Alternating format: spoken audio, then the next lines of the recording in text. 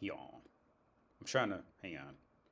Let's show you guys Prague again from my window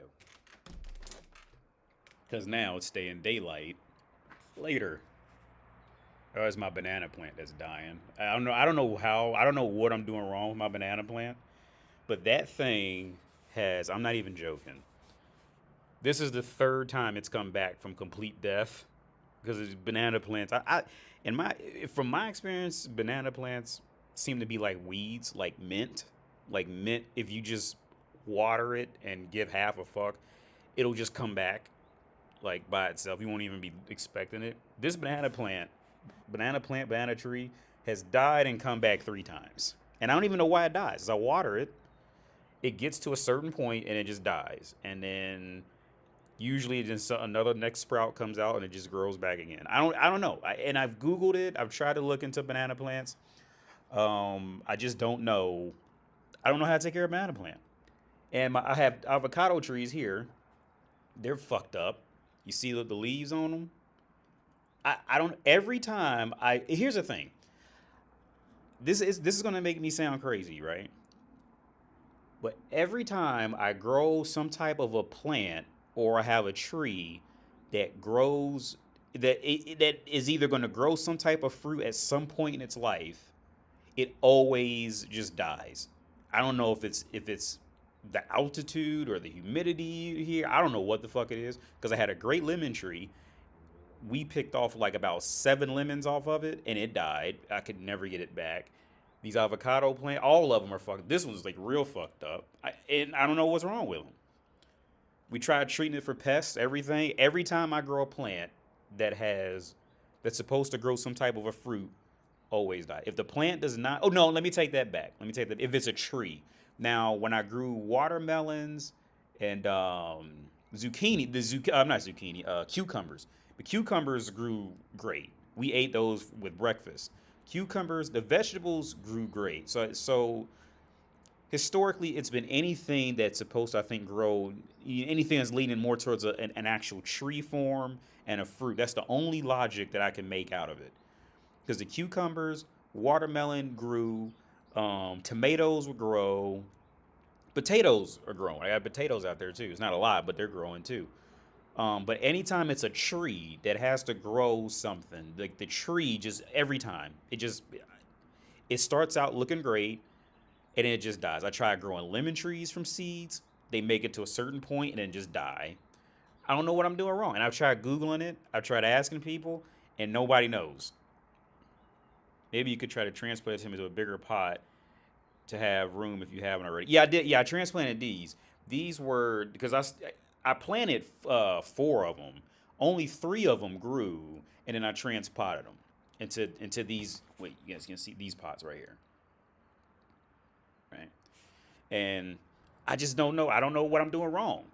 Something's not right because they shouldn't be growing. Like, look at this one. You see? Can you see the leaves on this one? We treat it for pests because I would have thought it was insects eating it. I don't know what I just don't know. I don't know. But yeah, that's Prague. Is it too bright? Huh? Let me see if I can step outside. Is that better? But yeah, that's my view when I wake up. And like anything, man, it is a beautiful view. That's the only reason why I really keep this place. Is because the view's just the view. But it's like anything else, man. Once you do it long enough, it's like it's just nothing. You don't even feel it anymore, right? It's crazy. Like I see myself on the playback on the desktop. It's crazy to see myself. But yeah. So that's Prague. What's up, Naj? What's up, AD? Greetings from the UK. What's up, man? Yo, hey, that's going out there in the United Kingdoms. Grave Rave, what's up, AD? Love from the United. Oh, you also in the UK. Okay. Elijah Pippin, what's up, AD? Can tell your girlfriend you love them. AD, can you tell your girlfriend you love them? Sure. I don't like this. I don't say like I love you. I'm not a I love you kind of person. I'm just not. It just doesn't, it never feels right coming out when I say it. Yo, AD, what's up, bro? What's up, gang, today? Resils, have you ever considered starting a business, AD? A construction business with American mentality. A construction business with American mentality would kill it in Prague. Oh yeah, for sure, man. Yeah, yeah. With that mentality of like shit has to be done and it has to be done now. That yeah. Let me move so you guys can see the comments. That shit, yeah.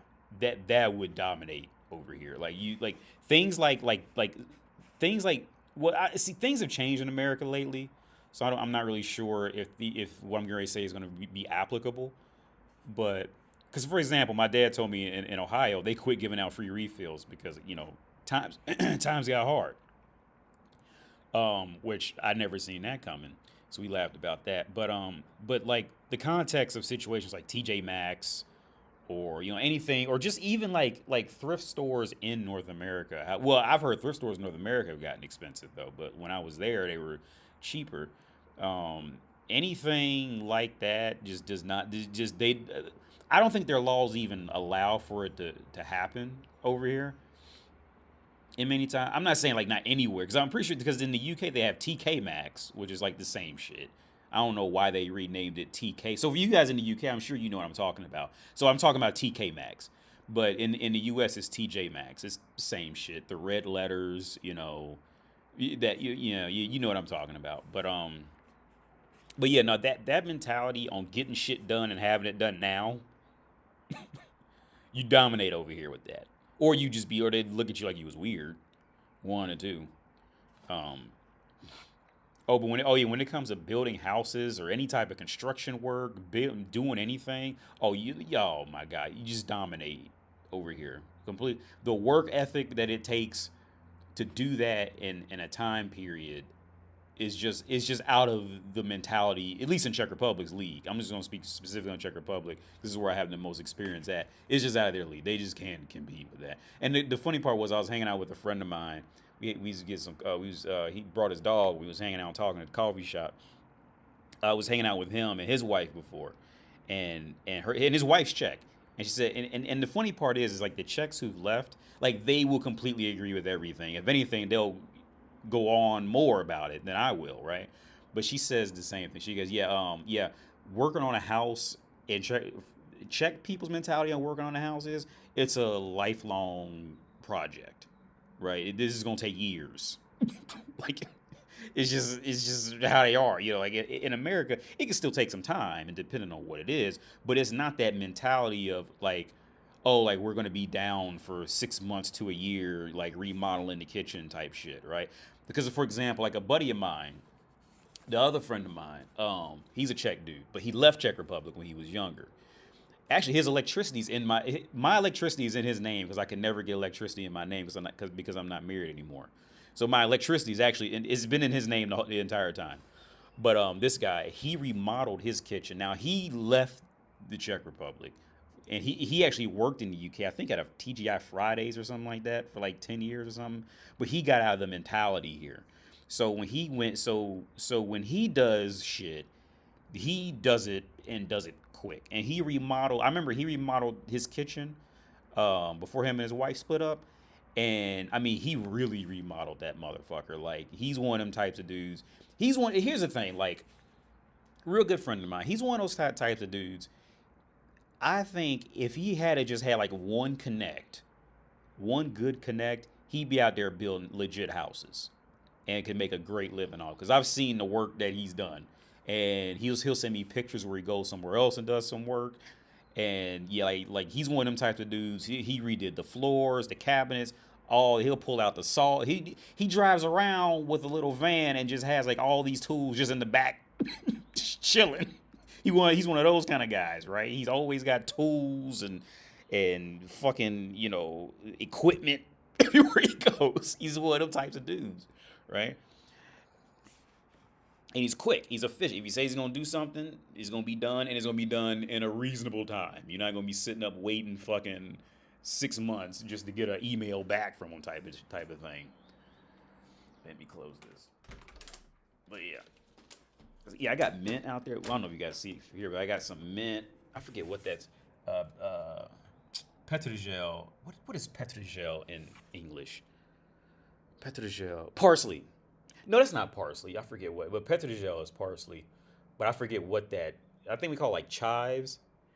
Um, on the table right there, and the trash can's right next to it. I gotta take the trash out because baby diapers and poop. You don't want that shit sitting indoors. So I put the trash can outside. But yeah. Mm.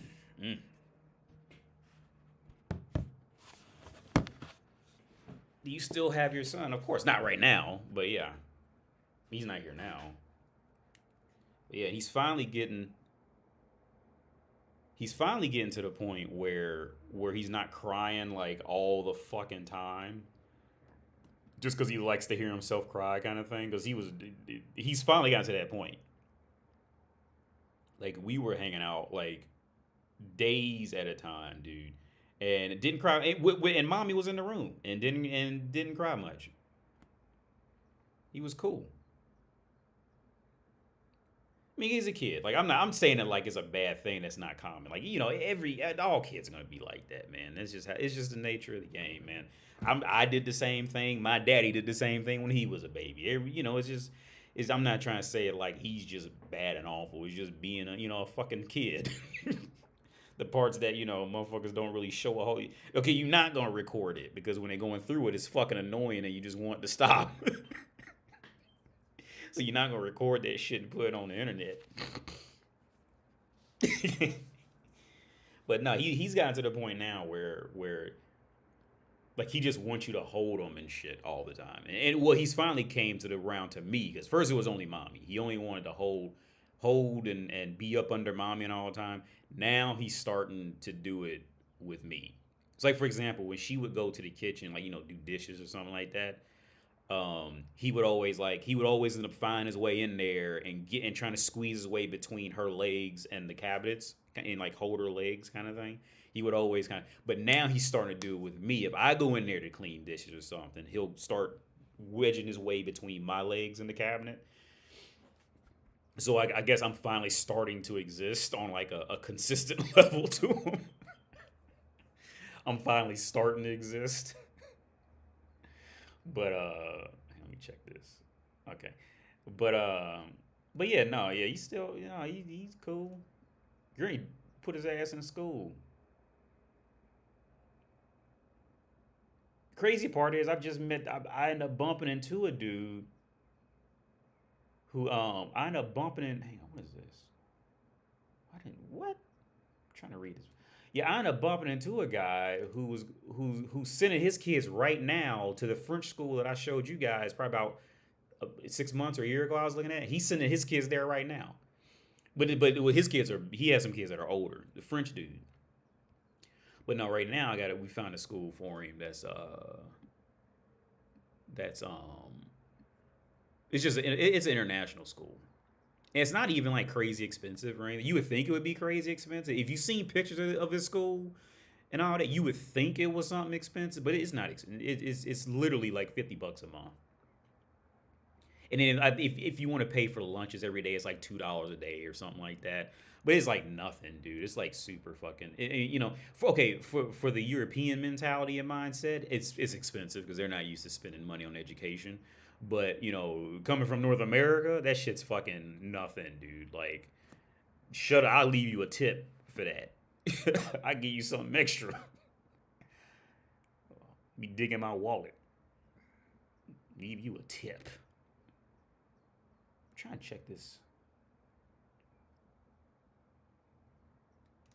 But yeah, I get along great with which here's the thing, like I didn't think I would get along great with, with any type of like principal or like the head of the school. And me and the woman get along great. And and the reason why I think we get along great is because we had a long talk. Because I went to the school first. Like she didn't go with me the first time. I set up the appointment and something happened. I can't remember what it was, but she couldn't go, so I just went alone and met the head person of the place, and she was cool.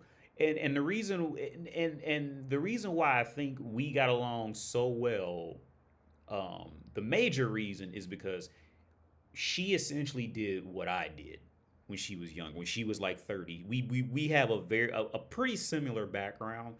She knows what it's like to move to a village and not speak the language and have to learn the language, or else you just can't function. You can't eat. You can't get food, right? So we have that common um, enlightening time period in common, right? Like, because she did the same thing. So when you're in positions like that where you live somewhere where, like, literally, like, finding somebody who you can even have a conversation with is pretty much not existent.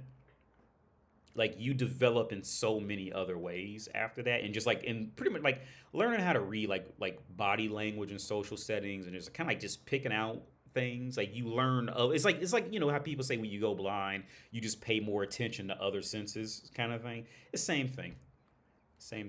You pick up on other. Now, I'm not saying you're going to be perfect or anything like that. You're not going to end up turning to Daredevil or some shit, right? Like, I mean, motherfucker, you still gonna be a blind motherfucker, but you do pick up on other shit, right?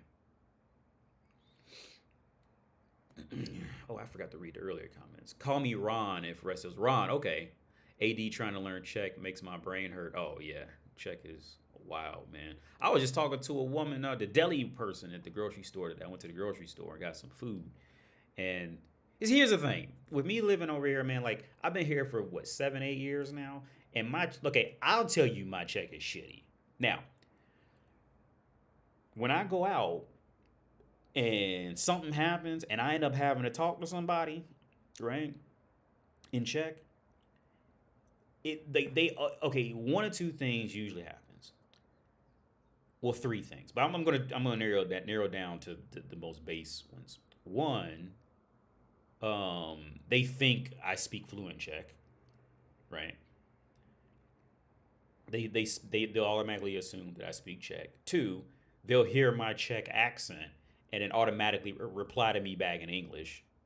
So I guess it's something in how I'm saying Czech that some people can maybe deduce from my accent that, oh, he's kind of like maybe like, I was always telling my girlfriend, I was always telling her, like, I wonder how I really sound to you. Like, you mean like when you hear like a French person talk in English, right? If they're not really good with their English, you can immediately tell that they're French. Like the French guy I know in the neighborhood. Like, when he fucks around and stops focusing on perfecting his accent, oh, I can't even do it. I got to hear it before I can mimic it. Uh, of course, he starts to talk like this. It starts to come out. If he does it, I gotta hear it before I can imitate it. And I can imitate it perfectly, but I have to hear it first. But it starts to come out. If he pays attention to it, then he can, like, fight the accent and make it sound more like American, I guess, whatever you want to call it. But so I always wonder, like, how I really sound to Czech people from two perspectives. One, I wonder how English really sounds to them, and it's something I'll never know because it's the position I'm in life. But I wonder how, like, how I really sound to them with my English, and then I wonder how I really sound, like, how my accent sounds in Czech to them, and I'll never know, right? Because there's been a few Czechs that I've met who claimed they were Czech, and I've seen their government IDs and shit. But when they get to talking, like, that accent does not sound Czech at all. Not even like one of those, like a southern accent types of Czech. Because I've heard some southern, like, there's southern accents of Czech, and I can pick it apart. Like put it like this: if I go out to a restaurant, right, and I get to hearing people talking, I can tell you who's speaking Ukrainian, who's speaking Russian, and who's speaking Czech. Right? I'm good enough now. I can't tell you what they're saying in Russian or what they're saying. Well, most Ukrainians are really just going to speak Russian. They don't. Now, you'll find some who maybe just don't want to admit it because of what Putin just did. But the reality of it is, most Ukrainians would just speak Russian. From my experiences. Um, Now, I don't know what they're actually saying past, like, basic shit, but I can hear it. So, before I moved here, I thought all of it sounded Russian. When I first got here, I thought if I heard anybody talk, it all sounded Russian to me. Now I can hear the tone. Like, for example, Ukrainian women they talk like this when they talk, and they keep doing that. And the Russians kind of keep this like it's almost like a robotic lower tone that comes out. Um, and the Czechs, I can just understand Czech, so I know when it's a Czech person talking. Um, Again, and that can waver a little bit either way, depending on the context and the person. But generally speaking, like for example, I was in line at the grocery store, actually at the same grocery store I went to today, and this kid behind me started talking. It was his mother and her small kid, and the kid like he reached in my cart to like I forget why he did, but he reached in my like in my little cart that I had on the ground, and and at first I responded, "Oh, Pjadaku," was like it's okay. And then as they started talking, I could pick out that they were actually speaking Russian, right? So then when I left, I said "Das vidanya," and then they kind of smiled because they knew I could like understand that they weren't actually speaking. They were actually speaking, which is I just think this it's a notable thing in the context, especially for people that's maybe living in the U.S. who've never experienced this story to tell. But over here, it's another day occurrence. But I thought that was a story to share for people. I mean, people in the U.S. that maybe never experienced it.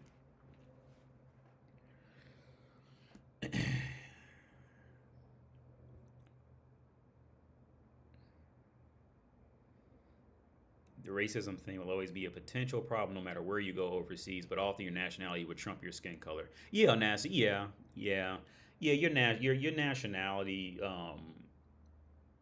will yeah.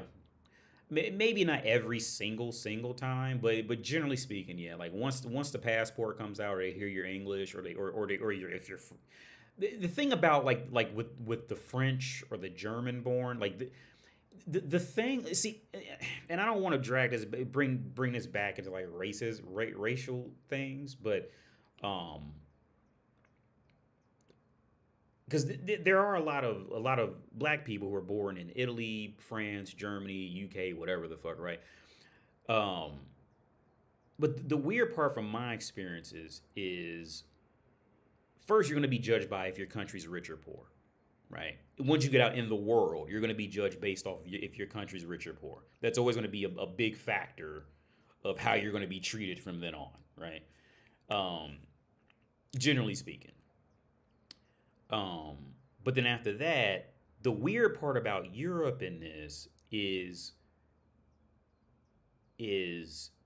like let's say there's it's an African dude let's say it's a black dude who's born in France and he speaks French, right? And he's like fluent French, blah blah blah. Blah.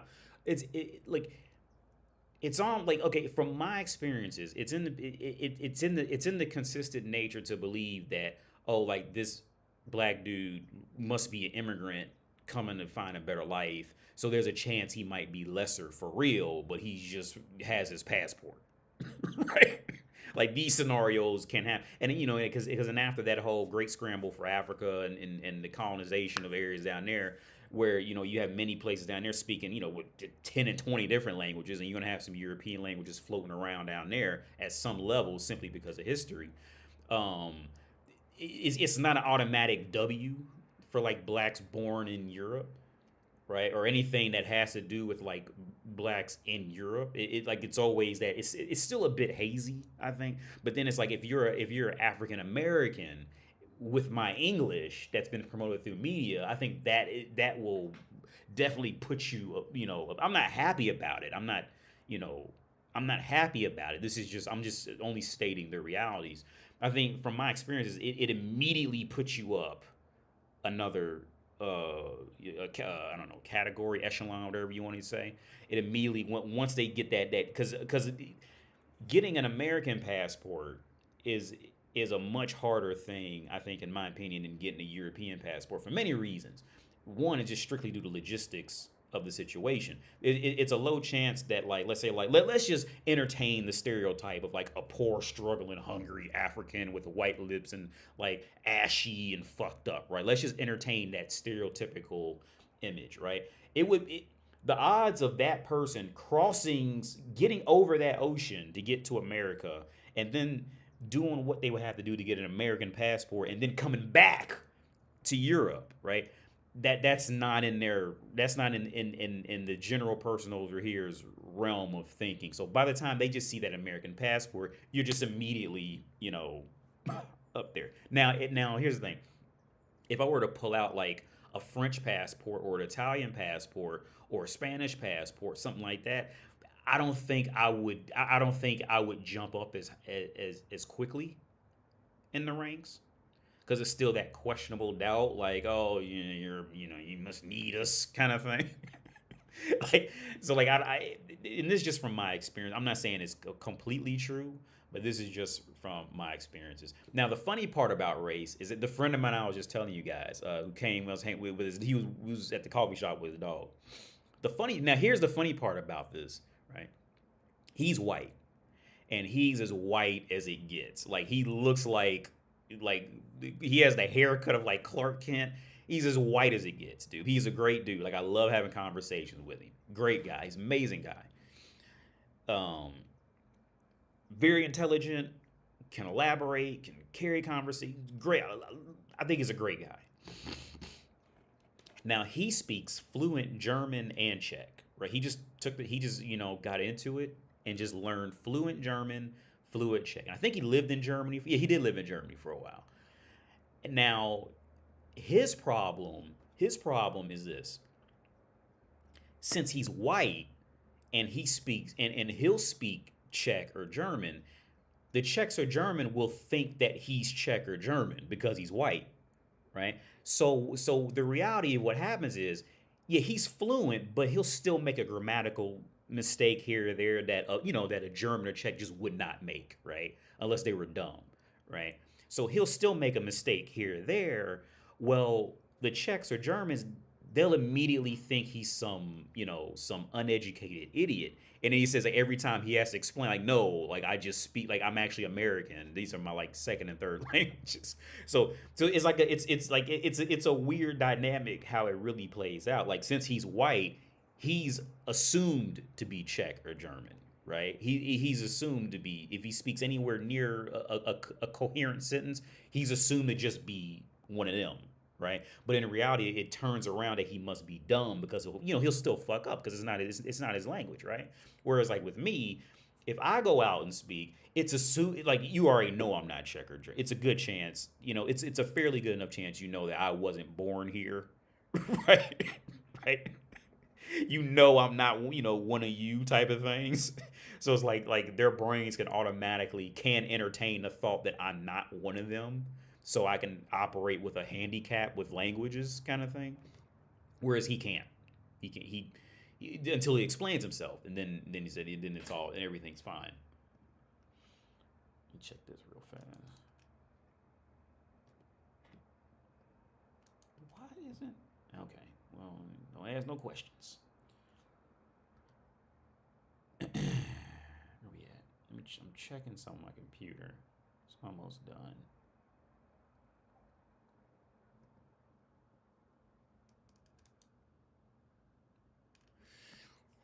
I never traveled outside the U.S. I think I started traveling to Latin America over Europe at first. Yeah, hey, anything, man. The first place I went to was Argentina.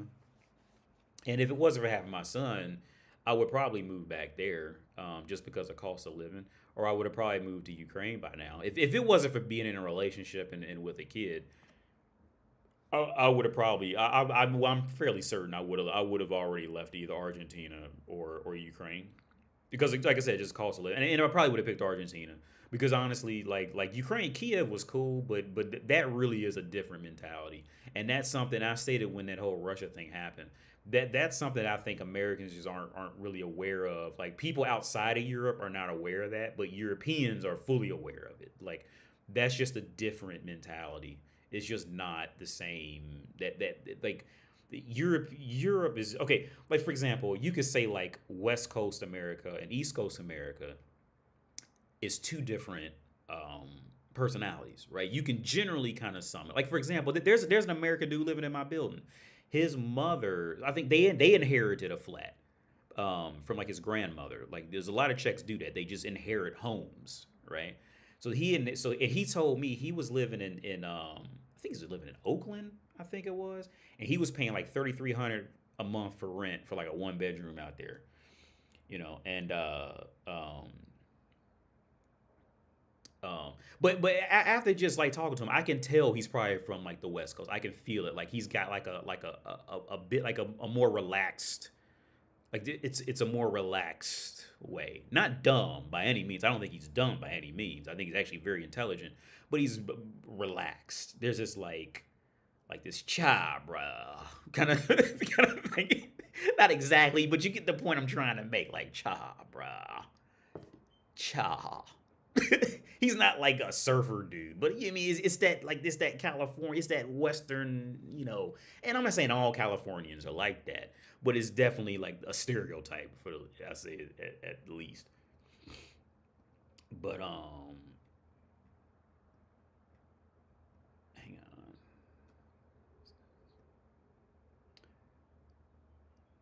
But yeah, but yeah, and then there are differences from the south to the east to the west to even like I remember I knew some. I used to have friends from like Maine, like those northern parts of the U.S., and that's a whole different mentality. Now it's not so different to where let's say if like California got in trouble and we had to take in a bunch of Californians, or let's say like if Ohioans got in trouble and California had to take in a bunch of Ohioans, like you're not gonna have there's nowhere near like a cultural disturbance with that, right? Is nowhere near that, right, in the US. Because the US on for the most part has a much bigger sense of like unity, right? Even though we're different, let's say like if overnight, like I said, if overnight, let's say like Putin went and attacked Ohio and California just took in all Ohioans, you're not gonna notice like there's not gonna be anywhere near as many clashes as what happened when Ukrainians were taken in into other places. And I'm not saying Ukrainians are bad, but it's a whole different situation. It's an entirely different situation from differences of languages, the differences of perspective of work, differences of work ethic, differences of just of everyday culture. It's completely these are just complete differences. Differences, severe differences in cost of living, which you can say that about Ohio to you can say that about Ohio to California, but it's just differences, right? Hang on, late.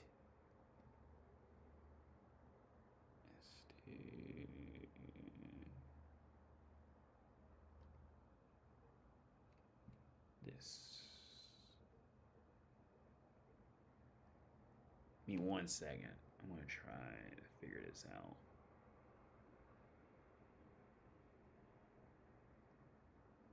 One second. 1 second. 1 second.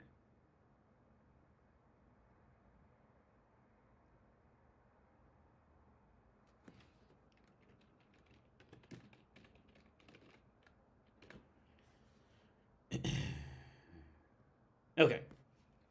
Yeah. Would you recommend dating apps for black men dating abroad? Is it similar to the US? To be honest with you, Kevin Megumi, I don't mess around. I haven't messed around on dating apps for a while. So my experiences with them, I'm just going to be out of touch, so I really can't answer that. But what I can say is, I mean, okay, what I would say is this. I would say if you were to just get here, going to bar or going to bars like in like this in any type of city center is like, oh, you're gonna stand out. um I would never recommend going to clubs. Especially the older you get, I just would never. I'm not a club person. I would never recommend going to clubs. But to answer your question, I can't answer your question because I'm just too out of touch. The few times I did kind of log in just to see what was going on, I did have some likes, and that's a weird thing, contrasting with North America and online dating, right? North American online dating is absolute west. The more west you get in the richer countries, the worse online dating is. Um, like I said, I never even got matches until I left North America, and that was just a completely eye opening experience to even see that, right? Um, um, what I would assume is what's happened with online dating. I think in the age of OnlyFans, okay, I think a few things might have messed up everything online when it comes to finding, you know, a girlfriend or just a woman to hang out with. Maybe not a girlfriend, just a female friend, right? I think the combination of economic times getting hard and shit like OnlyFans taking off, you know, or trying to boost social medias and Instagram accounts and all this. I think that's kind of just turned all of online dating into just either prostitution or or women trying to just search for like she women trying to just search for like the top 2% of men, right? Because from the woman's perspective, any sense of effort is a lot of effort, right? So by the time she had to sit down, make an account, write up some type of bullshit bio, take a picture with a wine glass, and fake a smile in a picture, right? By the time she's putting all that effort, she's not gonna settle for just like something average on her level. She's gonna be like she's put all this into it. Now she's only looking at the top 2% of guys, right? Because that's a lot of effort to her, right? Now, also like in real life, see when that like in real life, if an average dude approached her, it'd be the whole different story. Like I said, like the times before online dating, right? The times before online dating, you know, an average dude could just approach a woman, right? And you still get turned down. It's not like you would be successful every time, but it could happen, right? And it wasn't like severely awkward, unless there was other shit going on. Like it wasn't like a severely awkward thing or anything like that. It was expected back then. But online is just really, in my opinion, and maybe it's just me being a boomer or something, but like, or just being like an old out of touch motherfucker. But online is just really ruined. It made us closer, but like severely more farther apart as people. When it go like now the other situation, say like one thing that I've always advocated is AI, right? AI, I've always advocated, and one big reason why I advocate AI is because, hang on, let me delete this.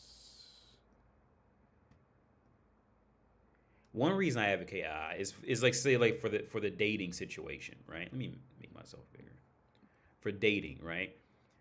And I always kind of seen this coming too. If you go into online dating,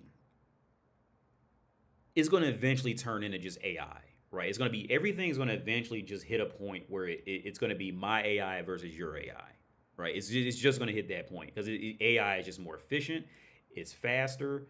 You know, you know it's going to make some mistakes here or there, but it's just easier to use AI, right?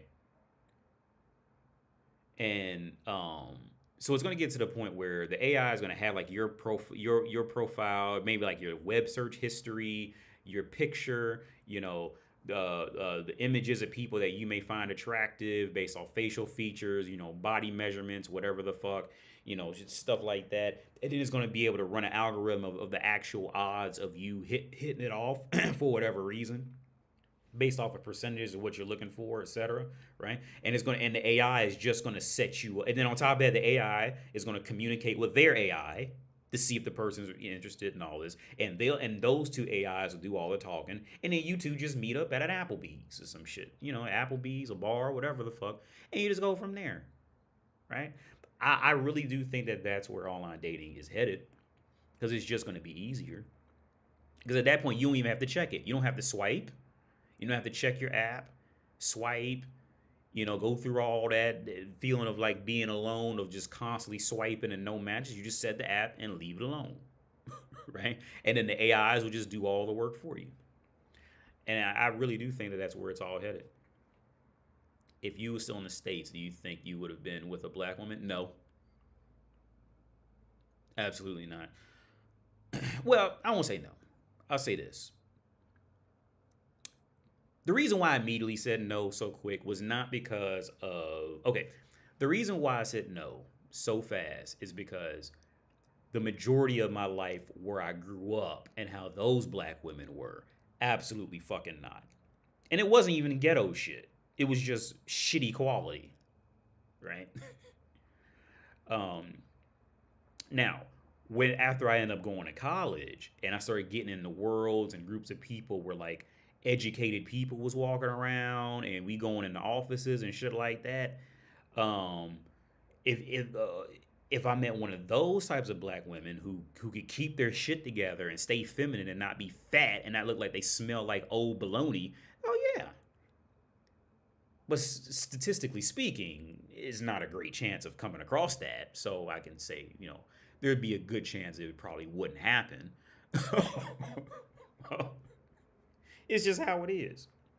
It's just the statistical fact based off of actual data, right? With no real excuse behind it. There is no real excuse for history or anything behind that. That's just, you mean?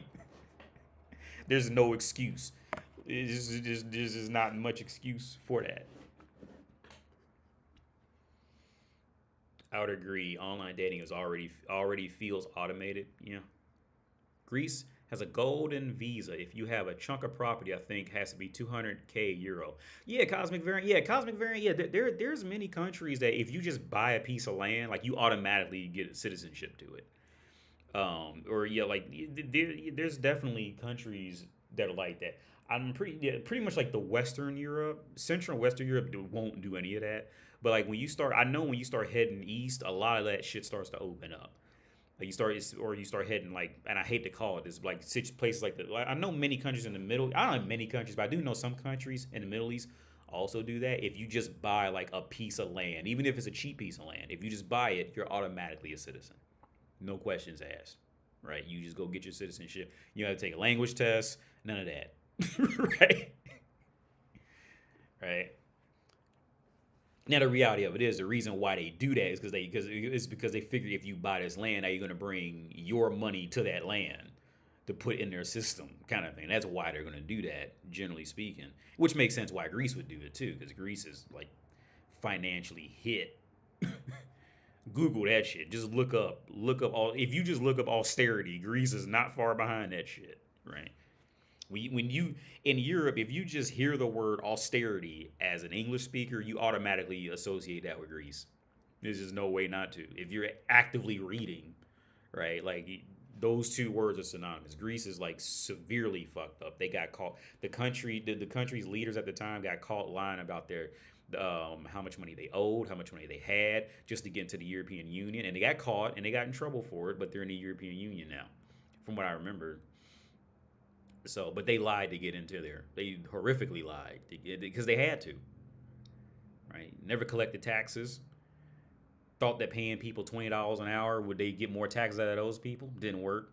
Then they start just paying people more. Didn't work. So what happens? The rich people always just run away and leave all the poor people there to starve. Right? Same situation like with people say tax the rich. You're never going to be able to tax the rich, dude. It's over. That doesn't work. Taxing the rich is never going to happen. It's never going to happen, and it's never going to work. It's just how it is. The reason why it's never going to happen. It's a very simple explanation. I don't know why people don't accept it or even think like this.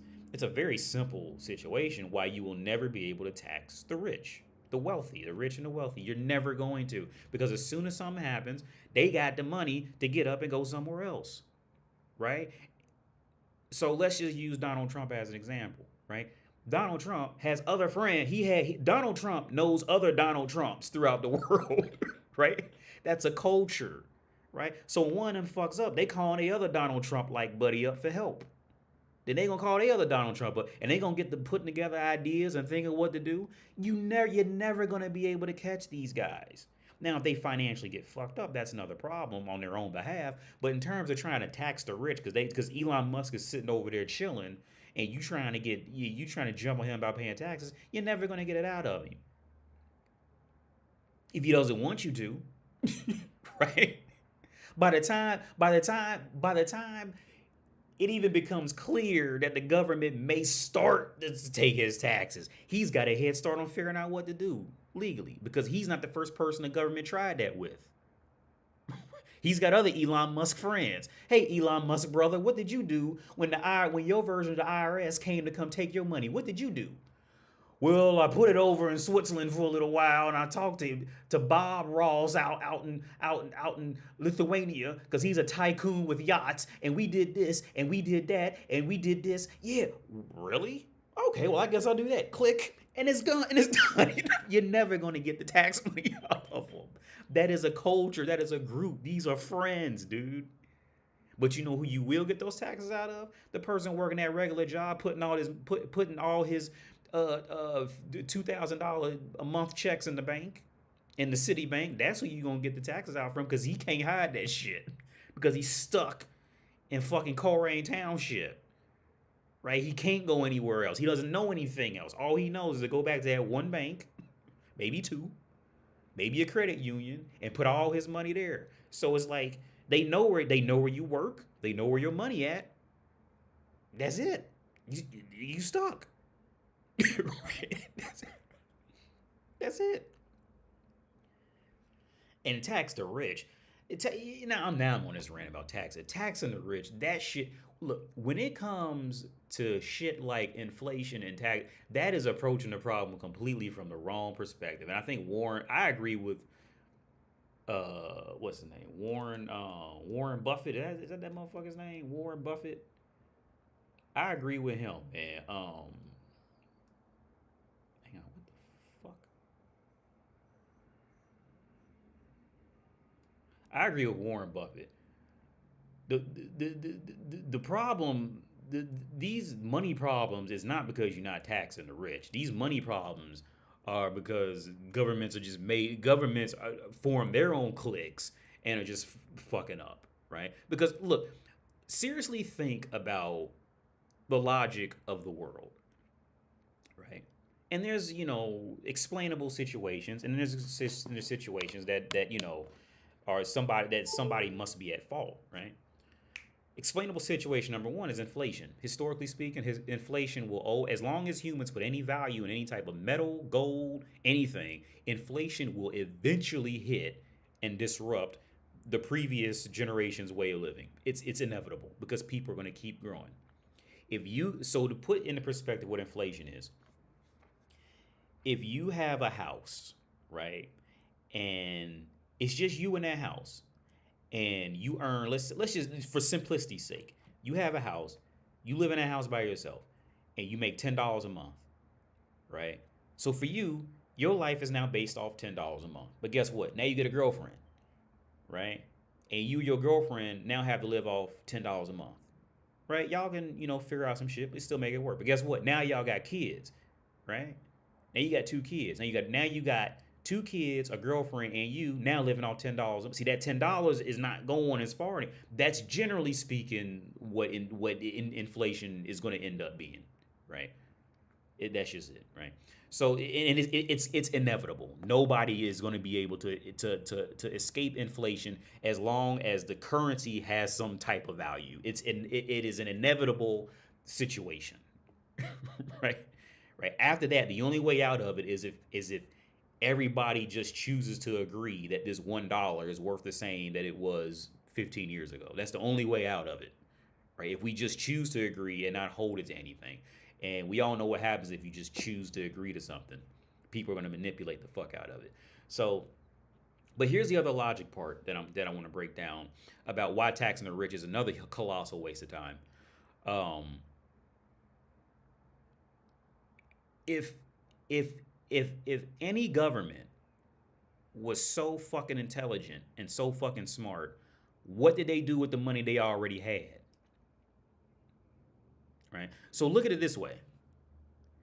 To break it down into more simplicity standards. Let's say, like, instead of a government over a country, let's use you over the house that you own, right? You are living off $10 a month, right? And sooner or later, inflation is going to hit, and that $10 is going to be worth $9. And sooner or later, it's going to have the spending power of $8. And sooner or later, it's going to have the spending power, is going to go down, right? It's inevitable, right? So if you're struggling with this constant sense of inflation, constant this impending, situation, okay, going off to your neighbor and asking them and trying to make laws to where your neighbor now has to give you an extra $5 is not that's not a viable solution, right? Because all that's going to keep happening is your inflation is going to keep getting bigger, right? Right. So here's the thing: if North America took all the money from Bill Gates, took all the money from Jeff Bezos, took every last dime from all these people and even more richer people, what's gonna happen then? The same goddamn thing. It's a waste of time. If I was Elon, I wouldn't give the government no fuck because you showed me what you did with it the first time you had it. If I had $10 trillion, I wouldn't give a country no goddamn money. Because based off your work ethic and history, you showed me what you did with it before. You see the concept. Okay, so North Americans know what I'm talking about with this. The concept of a credit history. See, it's the same thing. The government is nothing special. The government is nothing. It's just a bigger scale, right? If I was Warren Buffett, I wouldn't give the U.S. government any goddamn money. There is nothing about the U.S. government or any country's government at this point. There is nothing about a government that says it would be a good idea for me to give you $10 trillion. It's nothing there because their history is shit, right? That's why the vast majority of countries were scraping by before COVID happened, right? And I just wonder where people's mentalities are when they want to get on this whole tax the rich and all this shit like that. No, that doesn't. It's a waste of time. The problem is not the rich person who has more than you. The problem is the government, right? Because it's just gonna do the same thing over again, right? Let's use like a heroin addict for example. It's like a heroin addict. Like all a heroin addict wants is a little more heroin. Well, guess what? Next week they're gonna need some more heroin. It's never gonna come to an end. It's gonna be the same shit. So what you gonna do? You get mad at the heroin dealer? No. The problem is not the heroin dealer. The problem is the heroin user. They need to fix something within themselves. It's enough to make you go crazy. Another funny thing that happened was I was on Facebook in a Facebook prog group, right? And I had no idea either how bad some people are just with math in general, like just even in a roundabout way, right? There was a post. I should have took a picture of it. There was a post that was saying how Czech Republic's food or vegetables has reached inflation of up to 10%, right? So inflation for vegetables reached up to 10%. Remember this. For those of you who know math, you probably know where I'm going with this, right? I'm gonna say it one more time. Inflation. It was Czech Republic's. Let me see if I can read it off because I got it on my Facebook somewhere. Because I commented on it to explain the actual reality behind this. Let's see.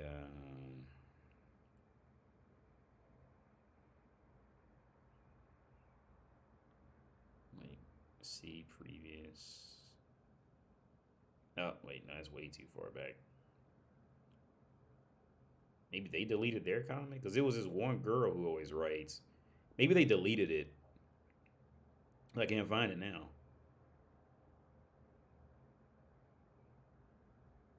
Yeah, this is old shit. Maybe they deleted it, or maybe they deleted my comment. Because it was just flat out fear mongering shit. Let me see if they probably deleted my comment.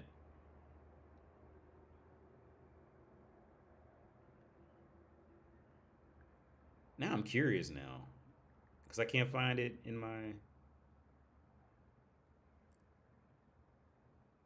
Yeah, they probably, because here it is right here. They probably deleted my comment. Hang on. No, here it is. No, no, they did. They didn't delete it. So it says food prices rising again. Which items are most affected? And they commented saying food prices are still on the rise, with some vegetables increasing by up to 10%. Right now, 10% say, just randomly saying shit like that, it put you in a little bit of like, oh my god, type of thing, right? But think about what 10% really is, right? Think about what 10% really is in the context. So I commented saying, yeah, a 10 Czech crown cucumber went up to max 11 Czech crowns, right? Meaning, okay, so in US dollars, it'd be like saying it'd be okay. The exact translation would be like a 50 cent cucumber went up to 60, to 55, 60 cents. That's not worth talking about. But if you see the number 10, it looks like a big number. So it's like it puts you in a mode of thinking like, oh, it's over. Dude, it's like literally like 4 cents. Like, are you fucking serious right now? It's really shocking like how many people just don't know math. And somebody even comments saying like, oh, like you're a math whiz or something like that. I didn't think that would be a math whiz thing to figure out. But again, if you just hear 10 and above, it sounds like a big number. But 10%, on a dollar is not something to freak out about. It's not something you really talk about. I mean, you be aware of it, but that's not headline news, right? Another thing that was always that I remember when I finally found out was a big realization with math, because I just never gave it thought. I just always kind of heard people talk about it. Was premium gas. Premium gas, right? Premium gas in America is more expensive. Anywhere it's going to be more expensive, right? When I got my actually my second BMW was when I got it in North America. Because here my BMW here ran on diesel. But in North America, when I got my BMW there, that one preferred to take premium. I think it could have ran on normal gas, but I think it preferred premium. So I filled up a premium. And I remember always hearing stories about how premium gas was so expensive and all this. Dude, it's like it was like I don't know, like eights, like it was like it wasn't much more expensive. Once you actually pump the gas, premium gas was nothing wildly expensive, dude, at all. But I remember hearing just so many stories about how premium gas was like this, it would just pretty much just run you broke kind of thing. No, no, absolutely not. Pretty sure the U.S. will inflate the debt way, where we all need to jail the bankers like Iceland did.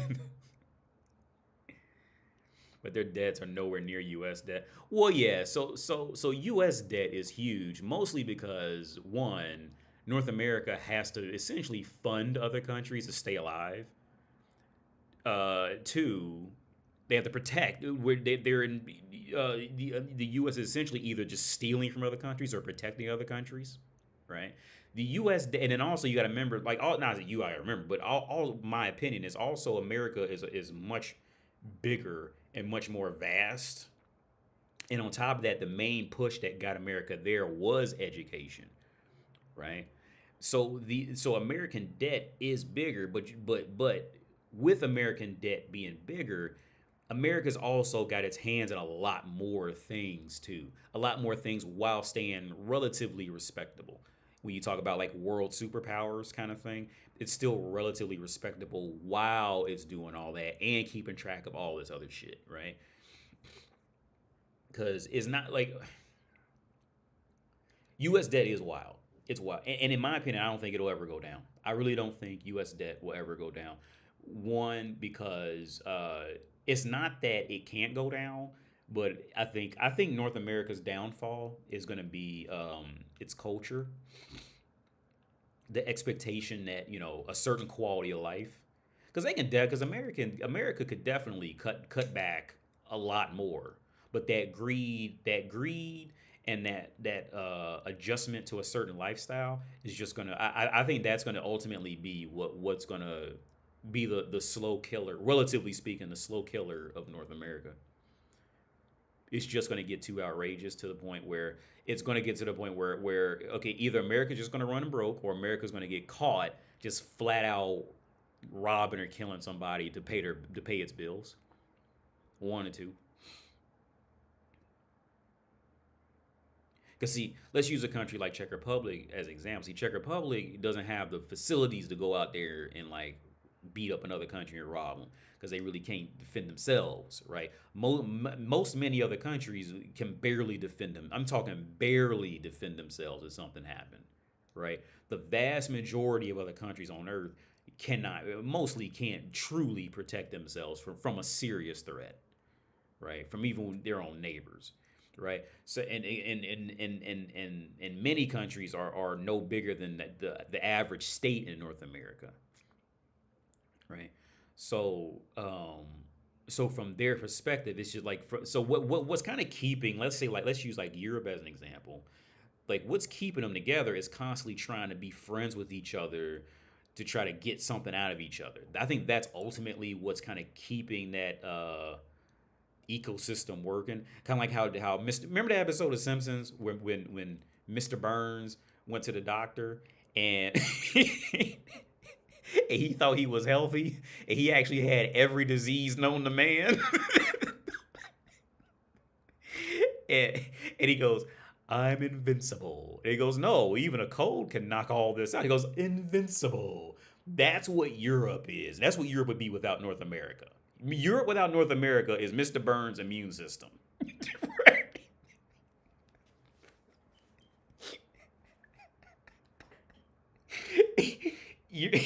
Europe without North America is Mr. Burns' immune system. It's just like they historically is what it's always been, and many places on Earth that's what it's always been. America had a time period of that.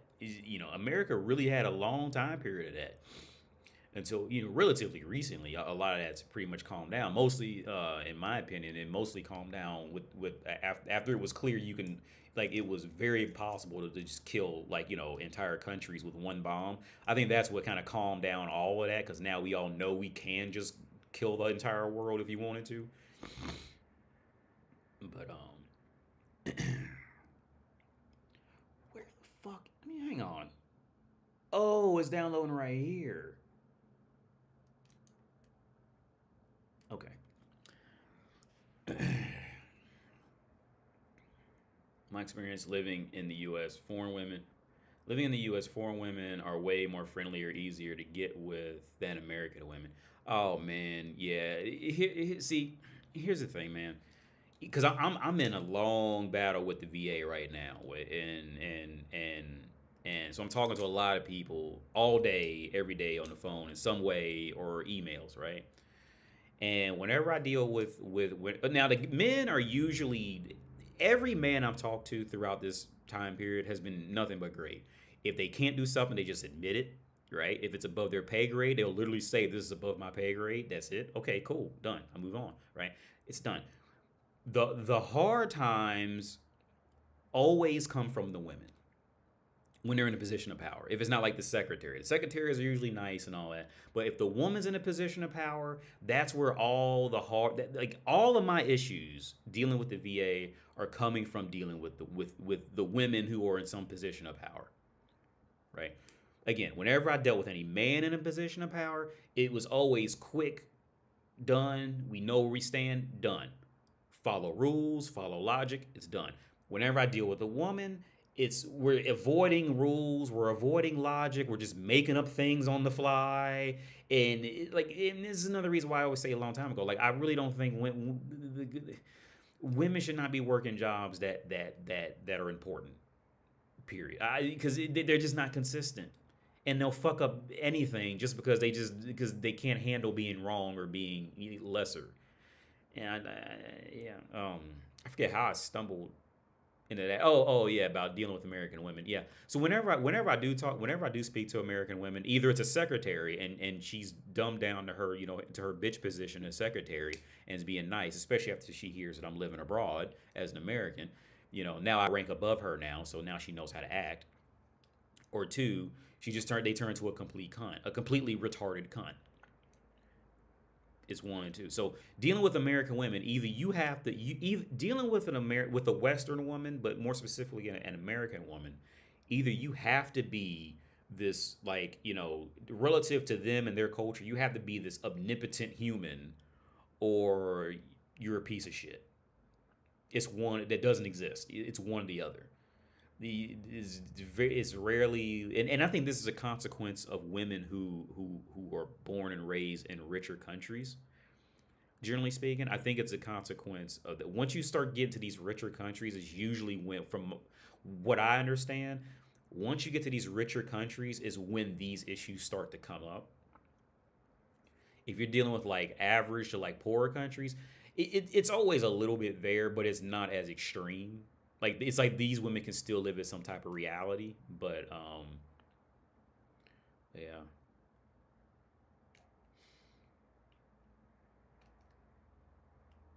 Cut the bureaucracy and handouts, kind of like, I can't pronounce it, as done in Argentina. You talking about, okay? So in Argentina, I remember it because they just elected a president not too long ago who just came out and said, like, look, we ain't got no money, right? Argentina is like, I don't know what Argentina's gonna do. And I would move there. I liked Argentina, but on a financial level, I don't know what they're gonna do because they were literally just living off of, what is it, the IMF? They were literally just living off IMF loans for the last, what, 10 years. Like, it was like the country was literally just living off IMF loans, and never put it back into education that would amount to anything, right? And look, the only way I can see Argentina could digging their way out of it, it's gonna be a long road. But the only way I can see them digging their way out of that is they're gonna have to offer some type of program to get to. Let me think this through before I say it. The only way they're gonna get out of this is they're gonna have to think of some type of program to get I don't want to say American technology, but just to get technology down there, and to get more engineering schools, to get more STEM shit down. They're gonna have to come up with plans to beg America, Canada, Germany, whatever the fuck, for scientific tools, utensils, so they can train and school. Because because here's the thing: if you keep basing your education system on bullshit like language, painting, this outdated shit from when Jesus was walking around on earth, the times have moved on from there. It's done.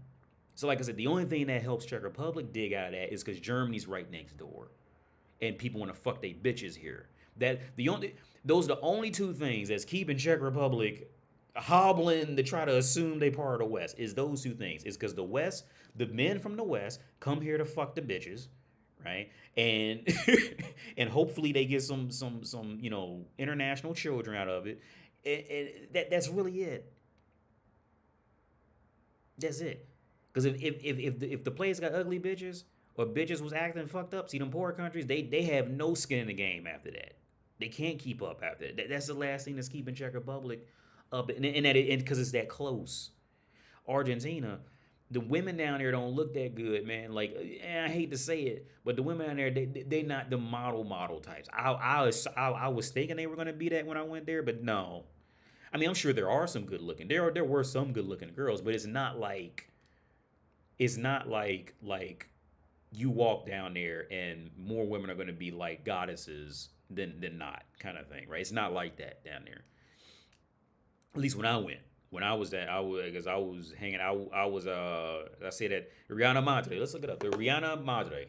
Let's look it up on. It was a hostel, and I would walk down the street to Santa Fe and catch the underground to Recoleta.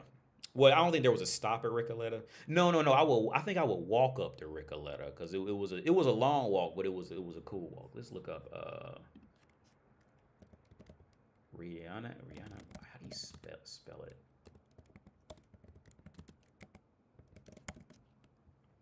Here it is. This is a hostel. Can you guys see that? Yeah, this is it right here. Yep. Now I had a room. I did because I just seen this picture on Facebook, I think. So this was the. Is that the? No, that's not the room I was in behind her.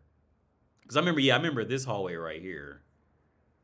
Because we used to hang out there. So the girls that, so I went there with my school, and the girls that, because it was mostly women.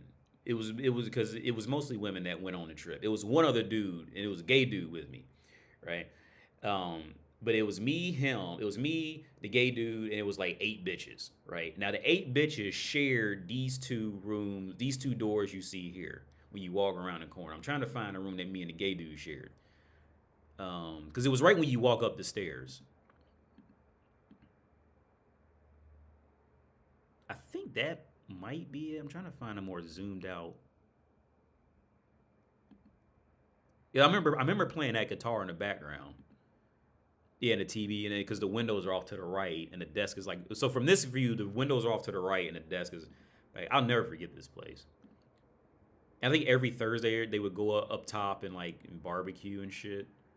Yeah, they would barbecue up here. I never stayed in a hostel in a room like this in a hostel.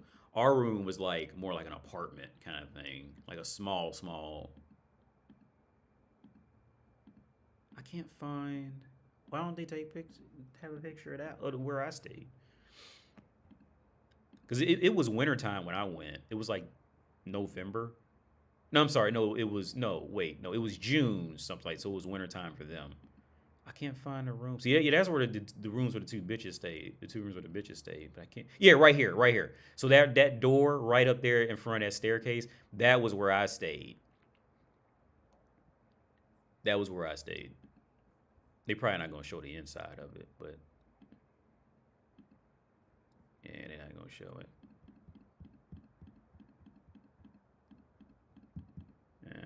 Yeah, they're not gonna show it. But yeah, man, I would go. But is in terms of Argentina, in terms of finances, as terms of finances go, like, like I don't know what they're gonna do to get out of that problem because that problem. After them IMF loans, and I think they finally cut them off, and they were just living off that. The country was just living off that. There was pretty much nothing put into any stem to actually like develop anything or grow. So everybody just kind of kept like just doing the same shit they were doing for the last 20 years, kind of thing.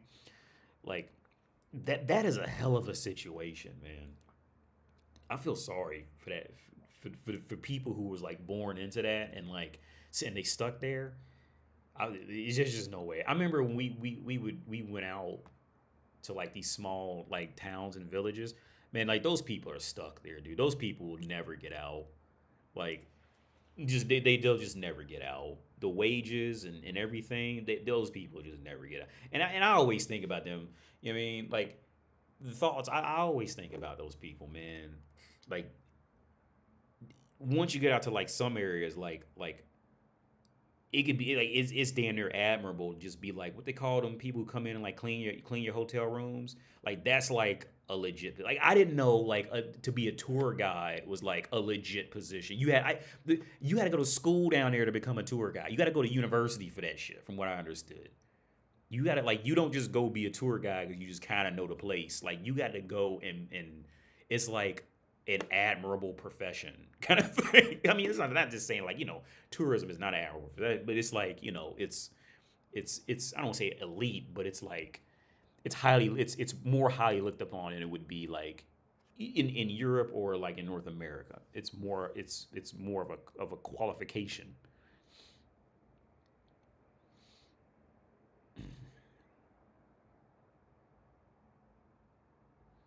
Getting into Argentina could be like buying an initial stock IPO. I don't know what that is. I'm not even gonna lie. Argentina has its first budget surplus in like 20 years. Oh, has it? They actually have money? Because I remember the president. He went. The president, the new guy. He was a more out. Let me see if I can find him.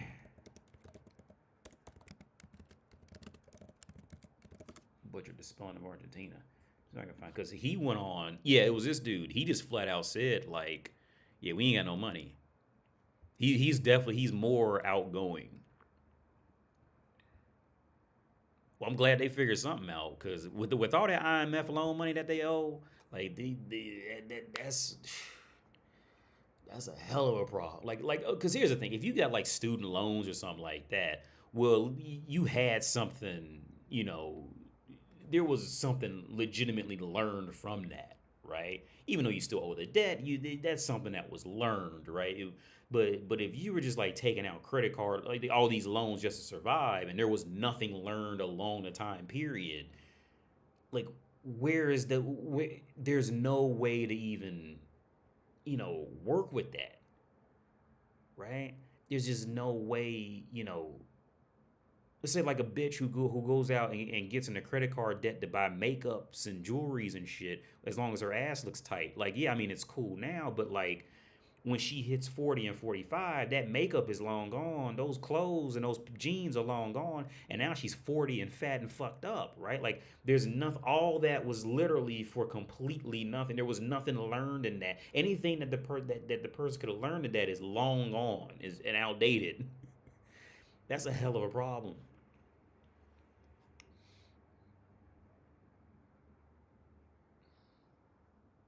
American woman, just leave me be. Yeah, you will not find you will not find I highly doubt you will find a love song that that promotes an American woman. You'll hear songs about an Italian woman or a Spanish woman or whatever the fuck. I mean, in every country you'll find a song about they women, some shit like that. But you will never hear I highly doubt you'll find a song where a man okay, correction. There probably is some country songs to be like, "I want me an American girl" or something like that. I'm sure something like that probably exists. There's some like some fucking country dude in the middle of fucking Oklahoma or some shit like that. Yeah, that's never been anywhere like that type. In those areas like that, it probably exists. But in any main hub of a city, no, you're never gonna find that shit. No. What time is 8:53? Oh, well, yeah, I was gonna. Let me see if I can find. Oh fuck, what was I gonna look up? What's going on in news? Current news. Oh, it's gonna be like news.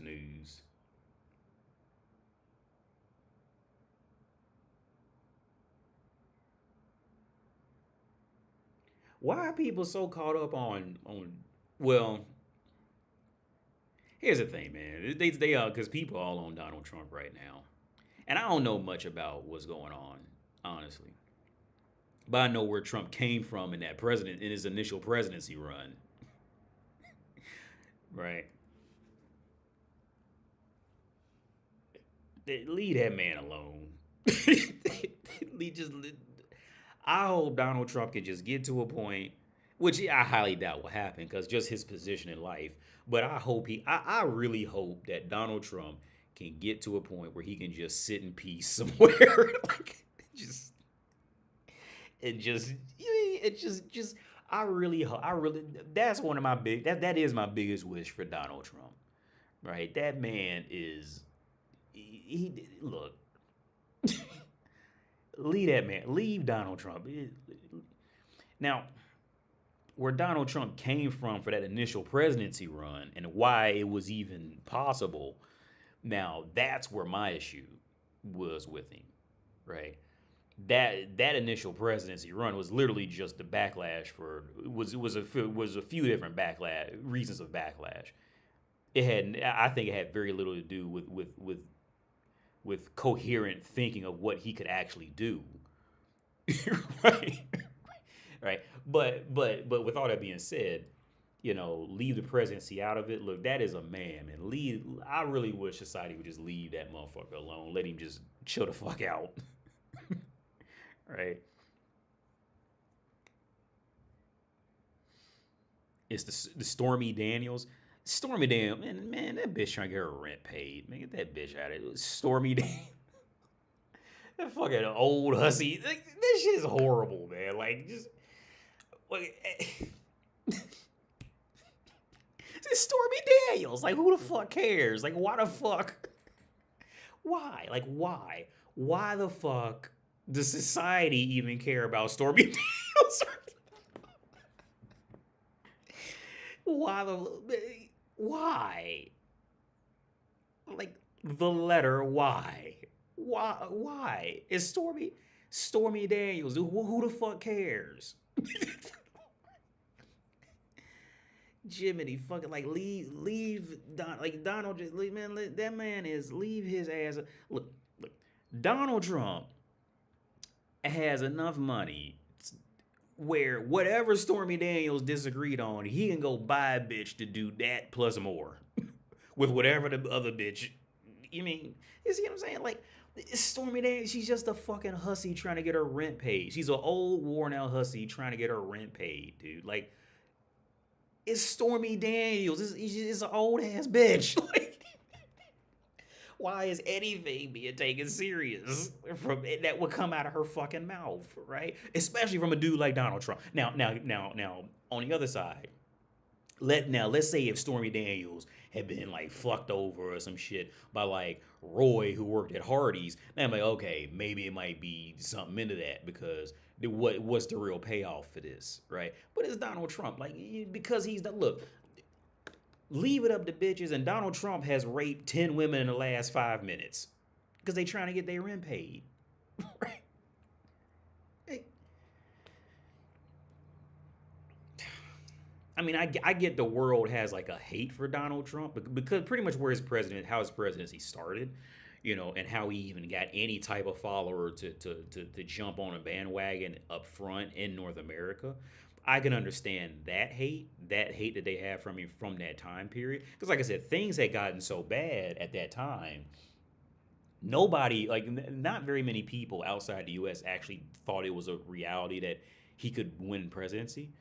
So I remember when he did win. That was when I moved. That's when I came over here, and like, oh, like, and see, American news doesn't tell you guys this shit. But like, if you went to like some type of like outdoor like festival or some shit like that, they had signs up that clearly said, "We do not take U.S. dollars. We will take euros. We will take Polish zloty. We will take Czech crowns. We will take anything. We will take any other currency except U.S. dollars." And I bet you ABC News didn't tell anybody that in North America. I bet you ABC, Fox, none of them. I bet them Bill O'Reillys ain't know nothing about it. See, when Donald Trump won, motherfuckers had like people lost a lot of trust and hope in North America for a brief period, for a good little while. Right? And I guarantee you I bet you them Thomas Sowells and them what's that dude's name? I can't think of it. Ben Shapiro. I bet the Ben Shapiros and them Thomas Sowells had no idea. They would not take if you pulled out U.S. dollars. They would not take it. And that shit was like dehumanizing at some point, right? Like, because as an American, like you expect your shit to be taken. It was weird times, man. A few weird times for various different reasons. That was a weird time, and the other weird time was when COVID happened, right? And see, this is another thing that these Ben Shapiros and these Thomas Sowells don't know anything about, right? See, when COVID happened, the U.S. passport actually ended up becoming the least powerful passport in that time period, and it was the crazy part was it's because America ended up becoming overly efficient at medical testing for shit, right? So the reason why the U.S. passport literally became the lowest of the lowest passport. Like if you had American passport, you had the worst passport in the beginning, in the relatively speaking, the early times of COVID, right? When lockdown started to happen, quarantine started to happen, because since North America had tested so many of their people, North America's positive rates were like leagues above everybody else because nobody else was testing their people. Didn't even care, right? They just make up numbers. Many other countries, like Czech Republic, testing, no, it didn't people. It, it, there was no such thing as you had to get tested before you go to work and all. People didn't do that here. That we wore masks and we had a brief quarantine time, but it wasn't. The,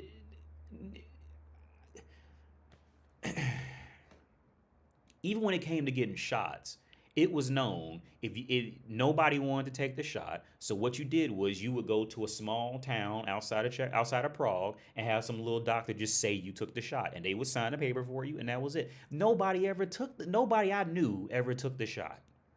Nobody. Everybody did the same thing. They went out to some village, some town. They found a doctor out there and told them, I don't want to take the shot. Can you write this up for me? And just say it in Czech and say, yep, because nobody in the world knows Czech. Sign that shit off and would leave. I never knew one person who actually did it. Right? Now, with that being said, right, the only reason I was even let into Ukraine at the time was because when they see my US passport, they were about to kick me out. But then I had to explain to them, no, I'm coming from Czech Republic. And that was how I got into Ukraine during COVID. Right now, once I got in, you know, they try to make you download this app and you were supposed to stay inside for 10 days. Nobody did it. Everybody just walked around and nobody cared. They didn't, you know, there was nobody, no police came, knocked on your door, didn't track your GPS. You just say you stayed inside and go down to the store, everybody went to restaurants. And I was even posting pictures on my Instagram. You could probably do the math on the dates on my Instagram where I was eating ribs and taking pictures of beer. But back to the original point is since America had tested so much, America was viewed as like this black plague hotbed of a country that carried on COVID, right? So you were pretty much immediately thought to be at minimum of a COVID carrier since North America had such high positive test rates, right? So when I got into Kiev, which I luckily got in, Ukraine, I remember I was sitting at an outside restaurant before it finally clicked, like, oh shit, I can't get back into Czech Republic because I'm not related to anybody there anymore. So for about 2 weeks, I'm under the mentality, I'm stuck in Ukraine, I can't get out, I can't go to another country because this US passport, right? Because there's a good chance they may be like, no, type shit. And I was like fucked up. But luckily, earlier that year, Czech Republic had just made legal a partner a love visa, like a love visa. Like if you were in a relationship, you would have to say, like, you'd have to come up with like a contract of where you lived and all that shit, and y'all lived together and all this, and you can get the love visa like that. And luckily that shit worked out. But if it wasn't for me with my baby's mother now, I would have been fucked at that time period. I would have been. I was live streaming then too, but I was fucked up, dude. I'm fucked up now with the VA, but I was fucked up then too. I was fucked up. These are stories. You see, these are stories them bitches talk about. I want a man with a passport. See, these are stories. Those bitches have no idea what the fuck, how shit could escalate, you know, over one conversation about some shit with foreign police or some shit like that. Like the friend of mine I was starting out talking about with the dog.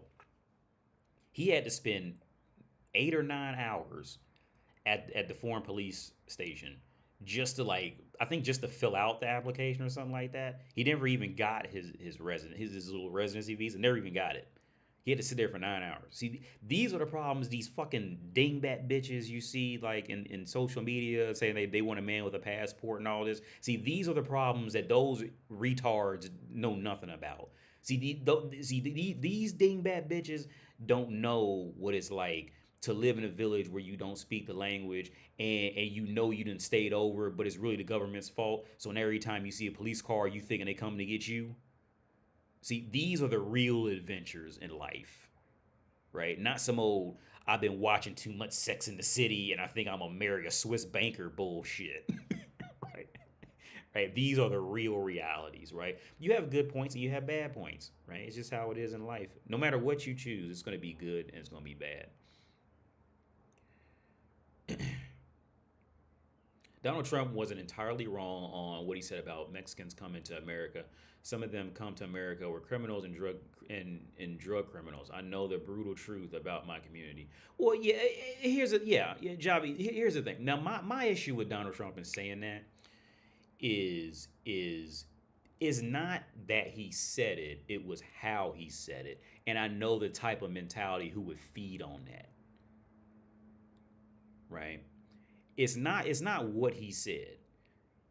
It was the context and how he said it was what I thought was super fucked up.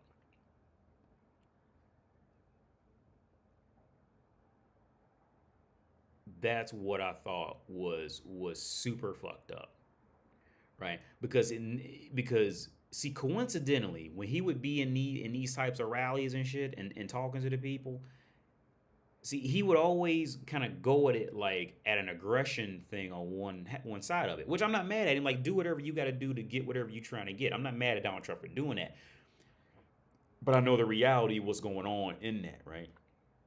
Now, look up, maybe I can find it where he gave that, where he actually went to Mexico and gave a speech. See, he wasn't saying none of that shit down there. He was talking, he was talking just like this. I I I love the land here. I think it's very nice and very beautiful. He changed that tone up 200%. Let me see if I can find it. Donald Trump speaks in,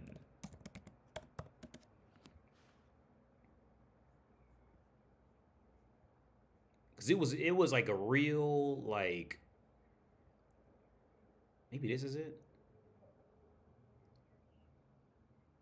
No, this isn't the one I'm talking about. But you guys can watch. You guys can Google it and watch what I'm talking about. Like, where was all this whole, like, yeah, all these rapists and murderers and are coming? See, it's people who can talk like Trump. See that Trump, how he said that, right? To people who already have a predisposition to not like somebody, to hear Donald Trump talk the way he did talk about Mexicans would just make it worse. And then also start bringing in other people underneath it because he must know what he's talking about. He's Donald Trump, right? And see, it's these little things on why I did not think he would make he was going to be a good, and I didn't vote for him, and I would never vote for him. I don't think he'd make a good president because he's not used to being held in check in any kind of way. He's used to just doing whatever he wants and then getting whatever he wants, right? Because he's Donald Trump, right? So he's not used to having to think too much. Like, you mean like in the world when he starts like cutting loose and all that? Because he knows he has his own shit somewhere else, right? He's not used to any of that on any kind of level, right? It was, like I said, it was the context of how he said it. Like I said, it would be the same thing. Like saying, these blacks, they want to come to these universities, and you know what? Out there by University of Dayton, they're not bringing their best. They're bringing the criminals, the drug addicts, blah blah blah. Right? See, like, you don't say shit like that about people. See, how come he never said shit like that about white people? Well, you know what? These whites, they're leading the country in rape in sexual assaults and sexual abuse and blah, blah, blah. They're not bringing their best. See, how come that never came up? It was never, when he was targeted, his demographic was white American male of who he was talking. White American, male conservative, right? So the man literally dogged out literally every other group and class of people except conservative white American male, right? That was the only group that he left alone for any extended period, for any extent. I'm sure he probably said something here or there, but that was the only group that he chronically would leave alone. Even like the handicap shit, all that shit, like he was going off on anybody who he did, anybody who could not be perceived as conservative, who could have possibly been swayed into being non-conservative, let him have it. And it was easy to see. Like, how could you not see that shit? Like, Not you, Javi, but I'm saying like, as humans, like how could humans not pick up on that, right? Like it was just shocking to me. You talking about Mexico gonna build, he gonna have Mexico pay for pay for a fence, pay for a wall. Yeah, that shit was wild. Mexico sends somewhere to mind their own business, and he gonna and Mexico sends somewhere. Think about, see, Mexico is sitting over there mind their own business. On top of being, I want to say, it's, if it's not the most, it's in the top. It's definitely in the top three of the biggest quality of life slash, I think, like income gap. It's like the biggest line when you look at Mexico to the United States. That's like I want to say, if it's not the number one, it's like it's definitely in the top five. It's the biggest jump in money, quality of life, shit like that. The biggest jump in the world. And this man got on live television and said he gonna make Mexico pay for the wall. He gonna build a wall that costs all this money. He gonna make Mexico pay for it. Yeah, like, here's the thing. The only way he could have like even found a way to look, one, that's not happening. Now he could set it up to make it look like Mexico paid for it. But let's be real, Mexico's not paying for that wall. All right, there is no benefit for Mexico to pay for the wall. If anything, there's more of a benefit to keep sending people out, to lower that inflation. Is a benefit for Mexico to send their people to North America. You fucking serious? That is a win-win for Mexico to send their people to North America. Right? Period. Just like a parent trying to get their kids out the house. That's a win-win for the parent. Get that kid out the house. That way you can have your privacy. You got extra money and all this shit, right? The same thing with Mexico and North America. There was no incentive for Mexico to build a wall right there. Now, I'm not saying a wall didn't get built, because it definitely did get built in some spots, and they found ways through that shit. But there was, look, Mexico sending whoever to North America is a win-win. One, you get rid of the people to lower that inflation. Two, when they get to America, now they can send American money back to Mexico. Right? And Donald Trump pulled off explaining that he gonna make Mexico pay for this wall with money they don't even got. Mexico paying for a wall to keep the immigrants from going to North America is a colossal lose for Mexico. There is no way they would agree to that as long as they had a choice. There is no way Mexico agrees to that. Period. There's no way. That is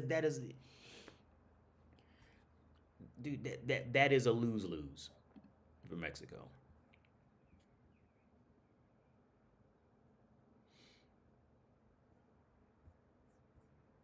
But so again, I'm not saying that Trump was wrong in terms of being factual, but he was wrong in terms of how he said it, and where people where a a generally ignorant and especially entitled person's mind would go. Would go into, like, just kind of assuming all Mexicans are like, are evil, and and they rape their sisters, and and they're criminals, and they're always high and all that shit. I mean, but here's the thing. Now think about the reality. Okay, think about this shit. By the time, as a human, right? As a human, by the time you thought it was a good idea to leave out your house with little to no money and take the chance on typically on foot or whatever, take the chance on going to a whole nother country where you don't speak the language, you don't know nobody many times, and you gonna go there and live. By the time you are of that mentality, dude, you got to get high to make it through that shit, dude, because you are lost, confused, fucked up, scared, hungry, don't know where your food gonna come from. Of course you gonna, like, I don't blame you for getting high. You're fucking nervous, scared, hungry, angry, sad, everything. you gonna do some fucked up shit. See, with motherfuckers like Donald Trump, these Ben Shapiro's, these these motherfuckers like to talk a lot of shit, but they don't live life, man. These motherfuckers do not, these Thomas Sowell type of dudes, like they don't really go out there and live any type of life. They might have got a little trouble when they was like 14 or some silly shit like that. But these are guys who's never really lived life in any fucking in any real context. They always had either mommy or daddy or went out there and sucked the right dick to get their rent paid. I fucking hate those guys, man. I don't like the guys like that. Guys who you can tell have never lived any type of real life. They live at max. They live from either reading a book or hearing some dumb shit they heard their friends say and ran away with it. I fucking hate guys like that, man. I fucking hate those guys when they want to talk about shit like life. Now, as long as we stay away from things like reality, then I'm fine. I don't care. Hang out, but yeah. What's your thoughts on Biden? I don't know anything about him, honestly. By the time Biden came around, I was long gone. I always knew he was like Obama's buddy or something, but like I don't know anything about Biden, so I can't answer that. By the time Biden came around to running for president and all that shit like that, I knew nothing about him. I knew nothing. So I can't say anything about Biden. There's literally nothing I can say.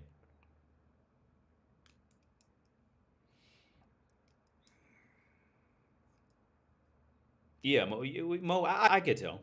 Mo, thanks to them, Mo. I could tell. I could tell just by how he is, how he talks. I mean, I didn't have a bad life. I didn't grow up in the hood or anything like that. But I could tell how Ben Shapiro talks. Like, I could tell how Ben Shapiro okay, I could tell how Ben Shapiro talks. If me and my friends had came into a room with him and his friends would have been scared of us. I can tell that immediately.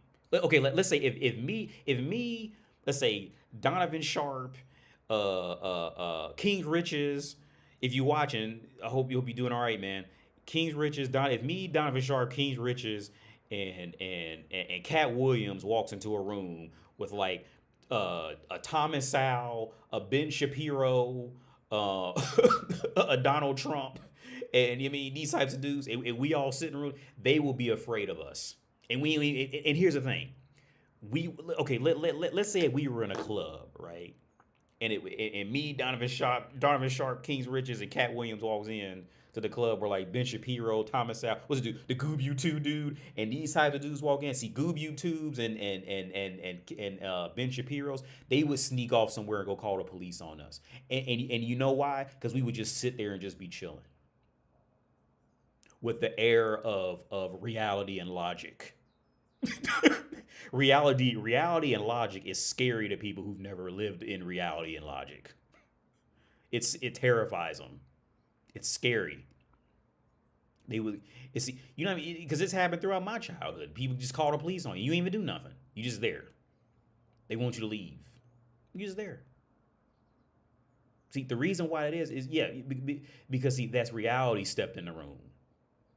See, people who don't live in any type of reality, people who've never experienced life on any real way, people who've never truly experienced being lost, being fucked up in any real way, right? See, they know as soon as somebody who has walked in a room, they know it because they could damn near smell it, and it scares them. They prefer to run away or call the police instead of even have a conversation, try to have a conversation.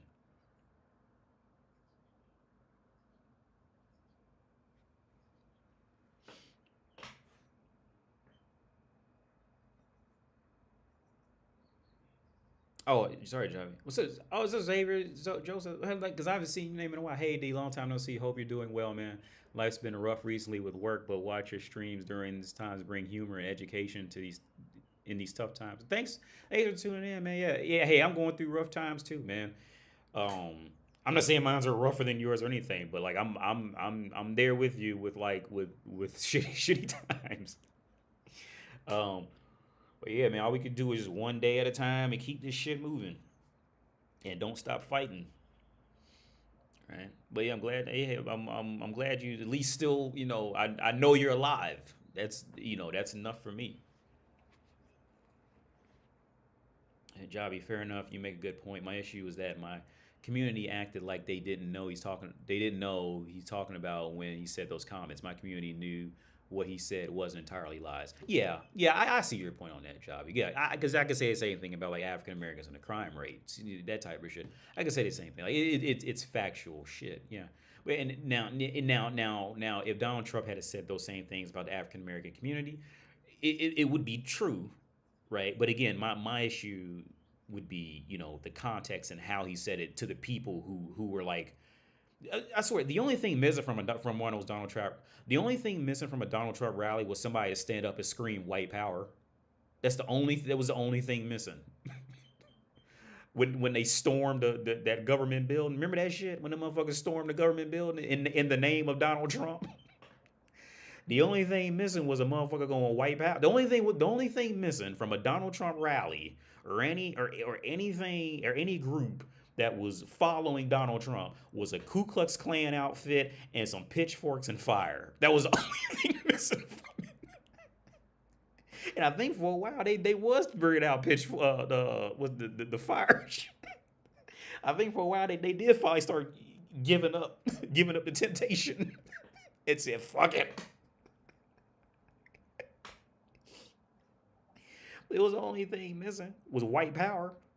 Because when Barack Obama ran, now what would have stood out? Now what would not have fit with Barack Obama was a motherfucker standing up and saying black power. That did not fit Barack Obama's. That did not. If a black person had stood up at a Barack Obama rally or speech or whatever and said black power, it would not have fit in. Would not have fit in. It didn't fit. It didn't fit with his demeanor. None of that shit, or whatever the fuck. They motherfuckers tried to say he was Muslim and I didn't want to see his birth certificate. If a motherfucker with what's that shit called, the burqa, whatever that shit is, if a motherfucker had showed up there, motherfuckers been like, yeah, no, this don't even fit Barack Obama at all, right? And here's the thing, I think that was a big, like I said, I think Donald Trump was pretty much a backlash for Barack Obama. It was just a backlash from just that happening. Now, did Barack Obama fuck up? Of course, right? I can't remember the exact areas, but I could say for one thing right now, what definitely fucked up was that Obamacare shit. That Obamacare shit. Okay, as a working class person, that fucked up the working class. I think Obamacare's intentions were good, but in reality, I don't think people in reality are really ready for. Hang on, I don't think people were okay. Obamacare, in my opinion, was in the end it was going to be the same thing like saving up $4 million, right? If you only make $20,000 a year, right? The length of time that it would take you to do that, it's not going to be worth for most people. Is for most working class people, it's not going to be worth the effort, right? And I think that from how I now maybe I misunderstood Obamacare, but from how I understood Obamacare, that was trying to set in notion cheaper and affordable healthcare for people. But when you do some type of subscription plan like that, like with insurance or anything like that, in this context, it's going to be much more heavier on the front end, and it'll like deduce later. And I think that's where, if I'm not mistaken, I'm pretty sure that's where he was headed with that. Um, that I think Obamacare was about the first major step in financial difficulties in North America, because after he did that, because I was a tutor in college at the time. After he did that, that was when every business cut people down from 40 hours to like 37, 38, 39, so they could be classified as part-time. And in my opinion, I think that was the first start of financial difficulties in North America, of where it was starting to get like clearly noticeable, like financial difficulties are here. Kind of thing, like we like our stasis of operating is now disrupted kind of thing.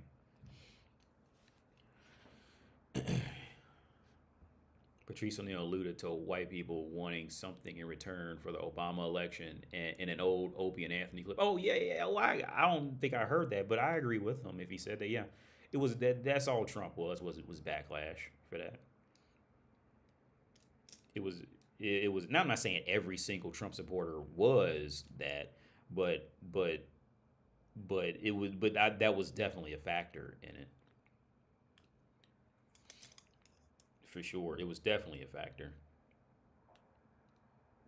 You might need to look Biden up. He isn't spring chicken when it comes down to politics. He also passed a lot of policies that screwed up the black community. Where yeah, I don't know. I can't even answer that, man. I don't know. So yeah, I need to look into it. I'm just like just not. I can't keep up with the NFL, and I can't keep up with American politics as of late at all. Like with the NFL, can't keep up with it. I just can't keep up. I can't keep up with season when and the games are every Sunday, but I can't keep up. I can't keep up with. I'm from Cincinnati. The Bengals went to the Super Bowl. Now I did watch a Super Bowl game. I was watching it there with her. She was pregnant when the Super Bowl happened, and I remember because she was asleep.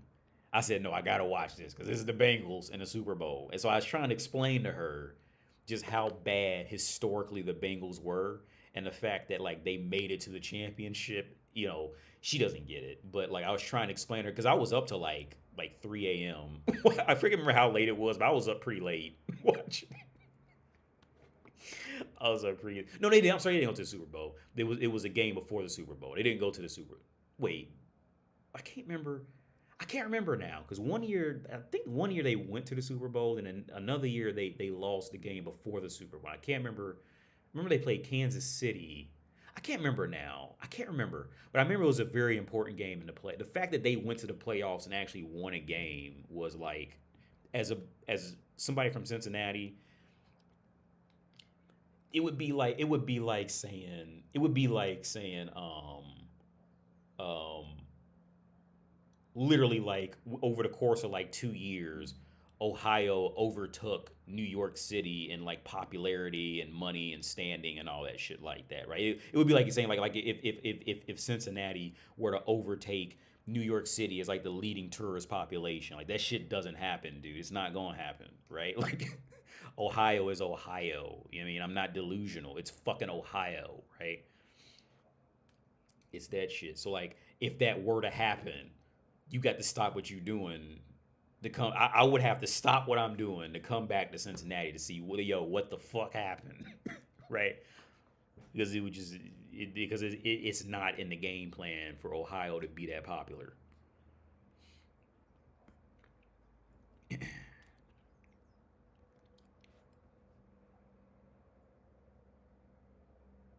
I guess. Oh, cosmic variant. Yo, you post. Oh shit. Wait, if you still on, man, I'm sure you probably gone by now. But yeah, thanks for tuning in, man. They went to the Super Bowl in '82 and '89, lost.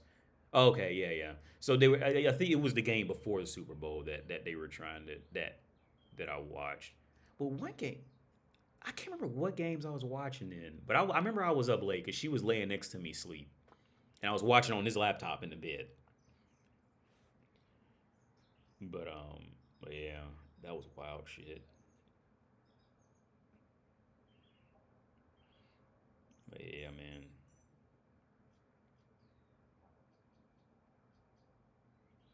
Yeah. I was thinking about some other stuff, but I don't think it's really applicable to my channel. Cause I do sim racing, and this is applicable, and it's probably not gonna be very interesting. But in sim racing, one game that is really great, but like everybody agrees in the sim racing world that is just horrible to control, so nobody plays it, is Automobilista 2. So I was like scrolling through comments on a YouTube video randomly about it, and one guy put a post in there saying what you have to do to stop, what settings you have to do in the car to get the sliding of the car to stop. And I tried it, and it fucking worked. And now it's probably my favorite racing game. So the problem with Automobilista 2, let me see, I'll pull it up. Because if you just type it in, people are going to complain about it. Automobilista 2 If you just type in sliding, like it's the main reason why people don't like this game because it like so real quick. How I'm going to explain is, and this probably is going to be interesting. If you're not in the sim racing, so when you're driving, you got to go through a turn, right? Well, when you go through the turn, about halfway through the turn, you should start hitting the gas, and then slowly get up to full throttle on the way out.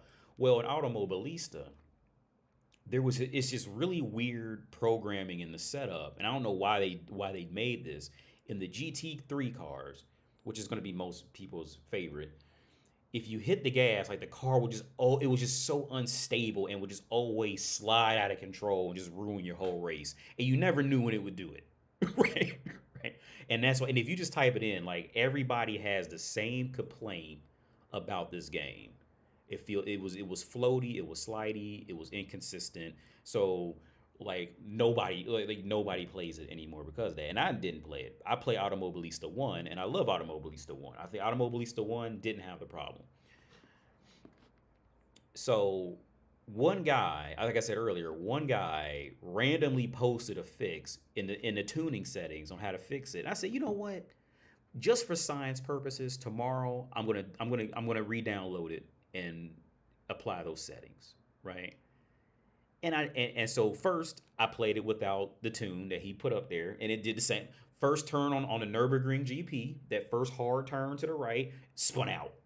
I was like, it spun right out and face first into the wall, right? Like and my confidence immediately went down. I was getting ready to delete it immediately. I was fucking pissed. I said, no, for science purposes, I'm gonna do this. You had to switch. Was it the LSD clutch? You had to switch it down to 2 because it was set to 6.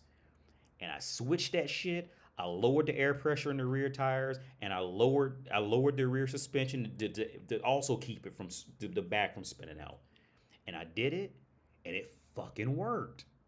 And it worked so well that I ended up doing like 6 races in a row and had fun.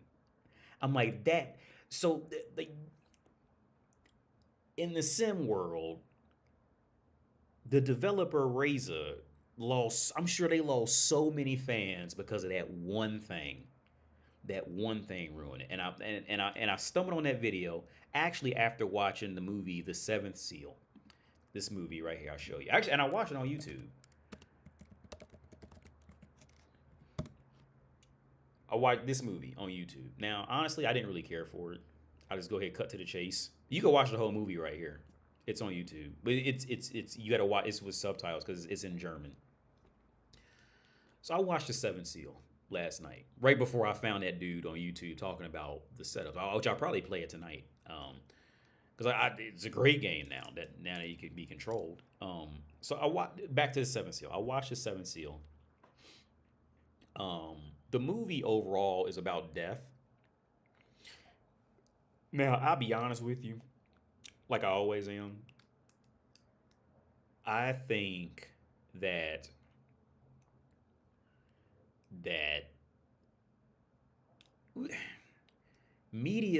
a lot of media didn't really get to a point of having good focus, in my opinion, until roughly about like the Twilight Zone, the old Star Treks.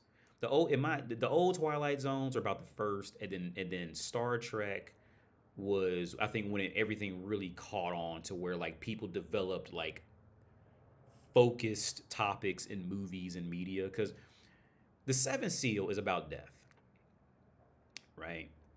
And the I didn't like it because I felt like it was like trying to like tell too many side stories that really like to me it felt like a jumbled mess. Like it was trying to tell too many side stories to make people likable, to make them more human, when in reality it was just like it was just filler.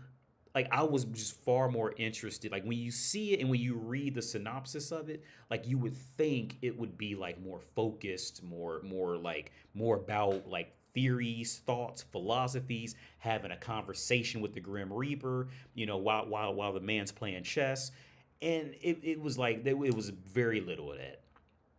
Now, when it did come back around to philosophies, it was all right. It wasn't the worst. I'll say this: if you've ever really given death any serious thought, and when I say given death serious thought, I mean give death a thought while removing fear, while removing anger that it's inevitable, while removing anxiety, while removing depression, and you just give death a thought more from just a scientific perspective, you know, you've really getting and what it must have been like for the billions of people who died before you.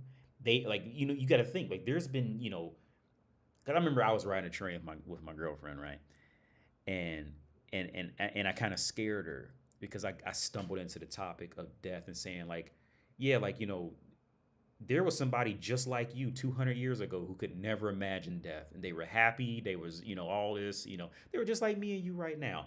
There was no difference from people 200 years ago, 1,000 years ago, 3,000 years ago, 10,000 years ago. They were people just like you who found shit funny, found shit sad, were hungry, had the shit, whatever, right? They were just like us, right? And they could not conceive of life 100 years after they died because life was only everything that they knew at the time, right? And we're no different from them. We're truly no different from people with horses and carriages. We're no different from these people, right? They were just as scared as death, just as scared as getting sick, just as scared as getting their arm cut off, just like we are, right? So if you've ever given, like truly looked at these old pictures or watch a movie like this, all these people are probably dead by now, right? And there were people who were thriving in life and had, excitements and favorite birthdays, favorite colors, favorite foods, favorite drinks. They were all people just like us, and most of them are probably dead by now. And they were all and they were all just as afraid as death as we are, right? If you've really given death these levels of thought, this movie's a waste of time. This movie's a complete waste of time. Now, if you've always kind of viewed death as this thing to be just 100% completely scared of shit like that, and were so scared of it that you never gave it a secondary thought, then this movie might genuinely be something of interest to you. But again, if you've truly given it thought, this movie, I didn't care for it. I mean, it wasn't bad, but when it comes to movies, if I could look back and say it's usually two things. Either one, how did I live my life and not see this movie? Well, I say three things. One, how when I finish watching a movie, it's how did I watch this movie and not know this existed? Two, there might be something to this movie. I may just have to rewatch it 2 or 3 times to get it, like Vanilla Sky. At least back when I watched Vanilla Sky. It probably hasn't aged well, but when I watched Vanilla Sky, it was great. But I knew I had to rewatch it, 2 and 3 times to fully get it. Or three, I look back and say, yeah, I really would have been better off doing something else. Right? This movie, for me, reaches 3.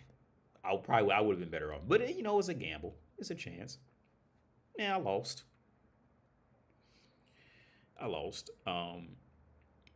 Everything's a gamble. I lost that one. And then there's a movie like Tenet, right?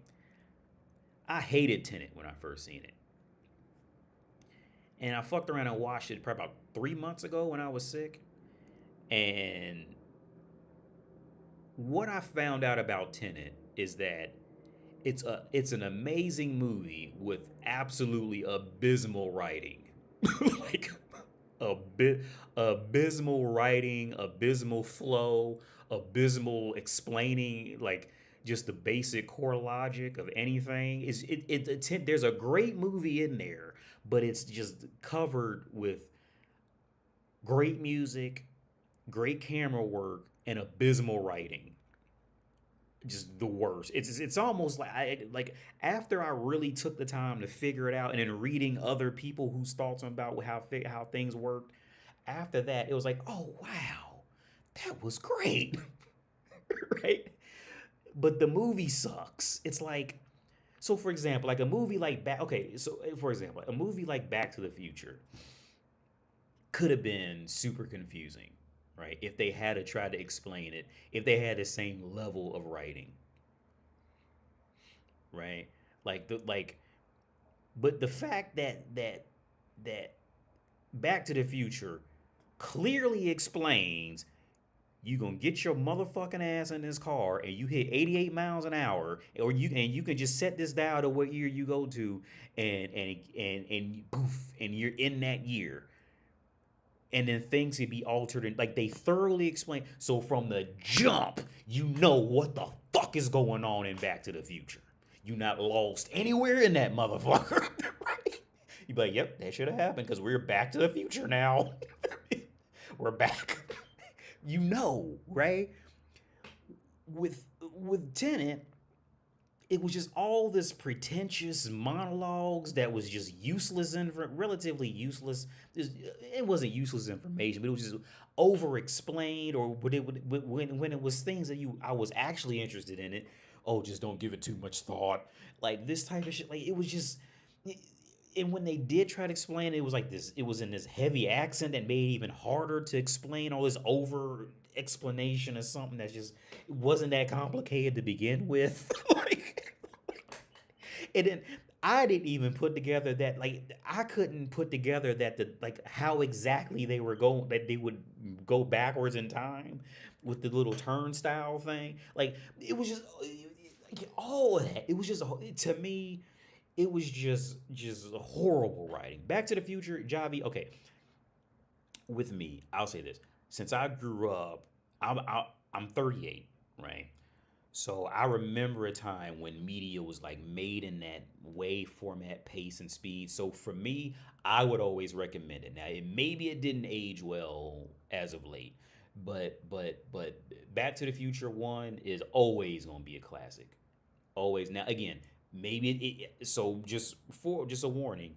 I would recommend it, but it maybe did not age well. I don't know because I haven't watched it recently, right? But as like anybody can understand, I don't think it takes too many I don't think it takes any rewatches to get it at all. Um, it's just one of those movies you know what's going on, right? Tenet was just it. There was a great movie in there, but there was something great in there, but it just really the pretentiousness of it and then the over explain just killed it to the point where I just had no idea what was going on. And in some parts still aren't really clear, like when he goes back in time and he's driving the car like backwards and but him in the past like throws it over the car to get there. Like how did he, like there was no way he could have known like that car was even on the right side. There was still like many plot holes to it, which I'm not going to get too picky because I get it, it's a movie. But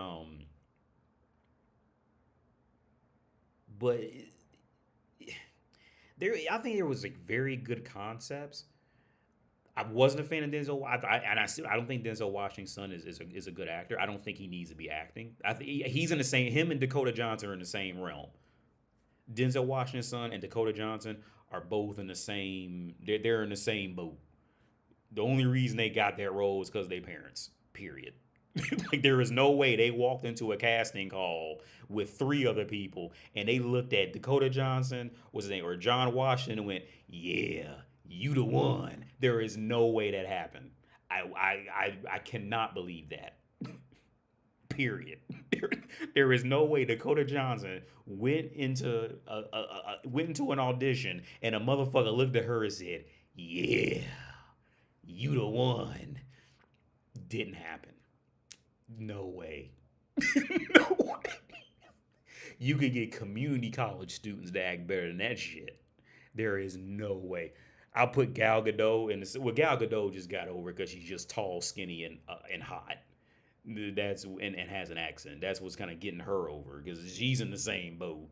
I'll actually pull up a scene that always annoys the fuck out of me where she talks. Steve, I'm gonna pull up a scene right now that's so cringy every time I think about it.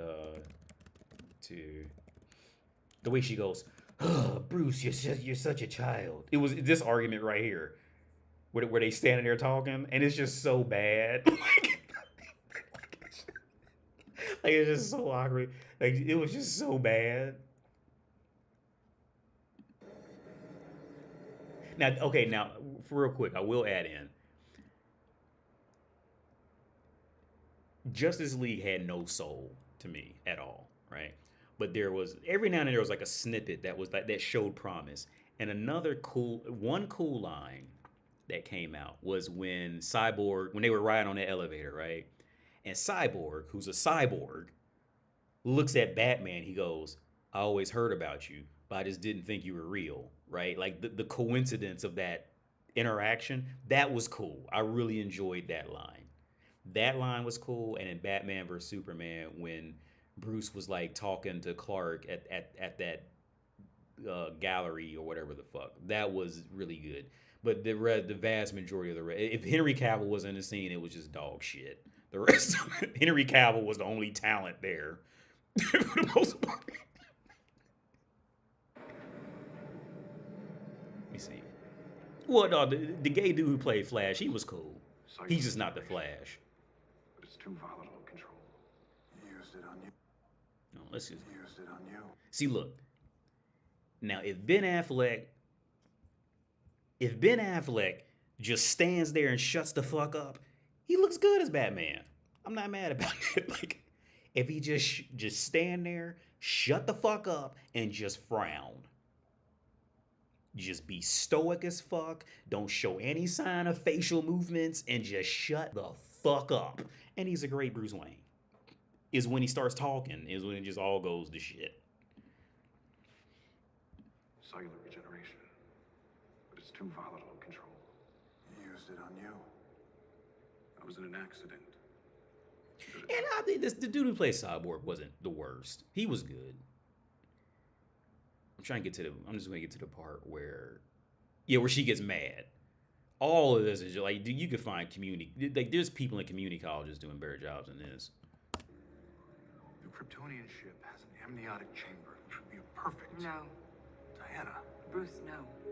You have no idea what kind of power you're dealing with. even if there's a fraction of a chance. So what? That we could raise a monster like Luthor did? We have tech Luther's never even seen. Superman is dead. We all wish he weren't. We don't know what state he's in.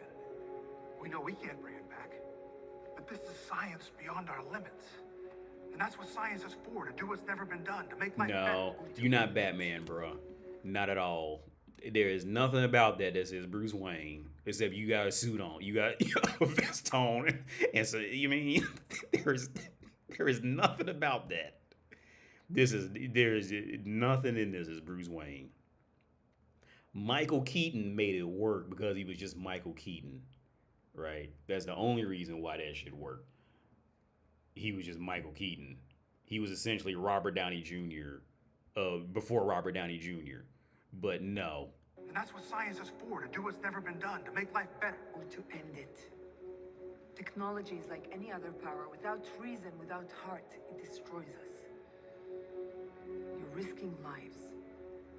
Theirs and maybe countless more. We don't have time for a control group. That's not Bruce It's a risk, Wayne. yes, Not but at it's all. necessary. Why? Because of your guilt? Bruce, Yeah, I this was is just there. horrible. You didn't kill Superman. At some point, even you have to learn to move on. Steve Trevor tell you that?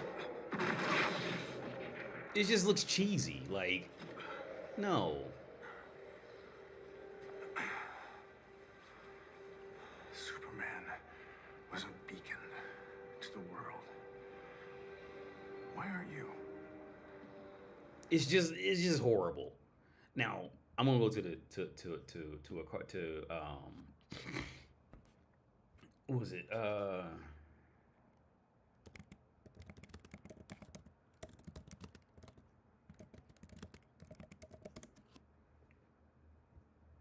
Now, see, it's this shit. This is Batman type shit. This is just pure perfection. Where have you been? When I saw the grave had been restored, I assumed you'd gone after... Later, I'm busy. Bruce, Superman's been shot. surgeons brought to the scene have been unable to operate. Superman's invulnerable flesh has thus far resisted all attempts to cut them. Flash, listen carefully. I need you to go to Star Labs Kyoto and have them forge a piece of kryptonite into a scalpel. Bring it to me. Can't help you. I got a bomb bolted to my wrist. If I stop, It'll explode. yeah. I'm starting to get tired. One way or another, I'll have to try something soon.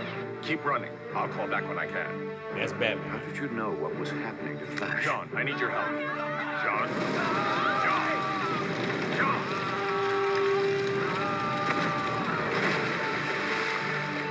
It's Batman. What's happening? Batman! I'm still running! Alfred, get the Batwing ready. The Justice League is under attack. By whom? By me.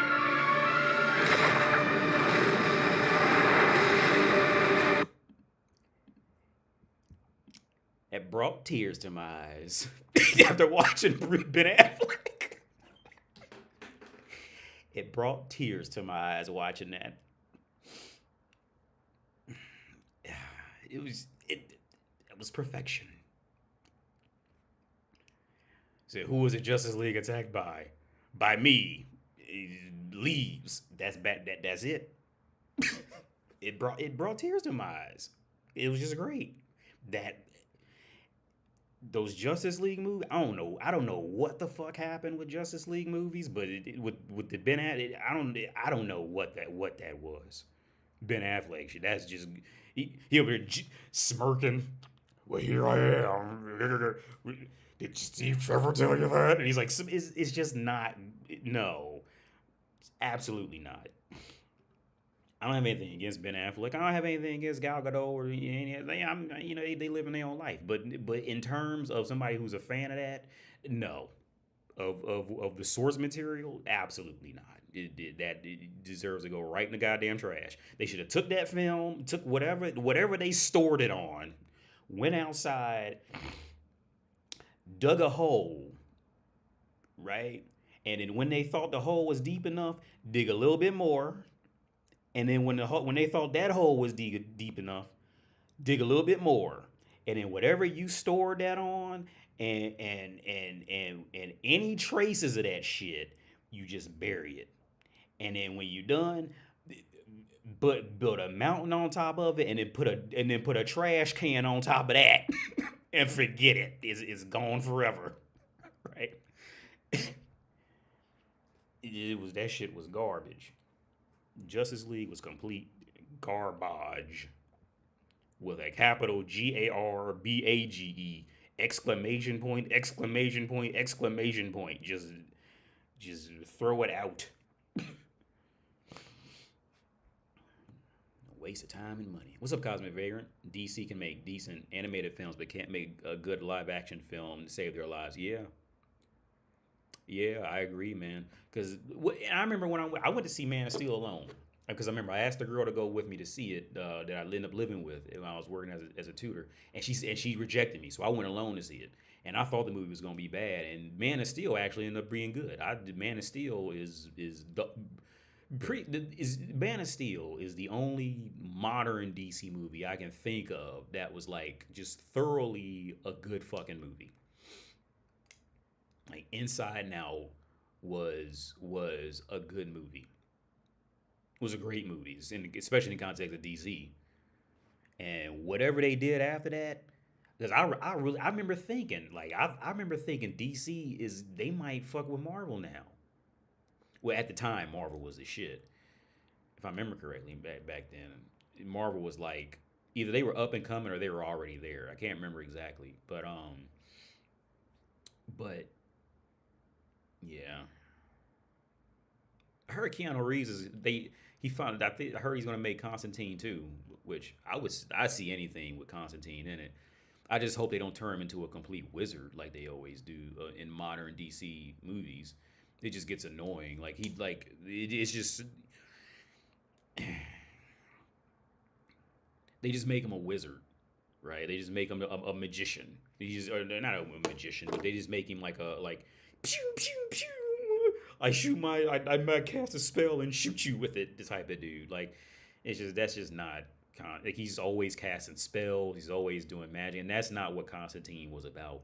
Constantine, I mean, he could do it, he just never did it, and that's what made Constantine special, was that he could just, you know, call up the devil, and the devil would go out his way to talk to him, and he would hang out with the devil, right? Constantine's friends with benefits was a succubus. Like, see, it was those things that was what made Constantine in the comics severely interesting. It's like, how can this dude be a fuck buddy with a succubus and turn the succubus down when he's done with her? Kind of thing, right? It was these things. Probably also helped me in controlling myself with you know, falling in love with random pussy, right?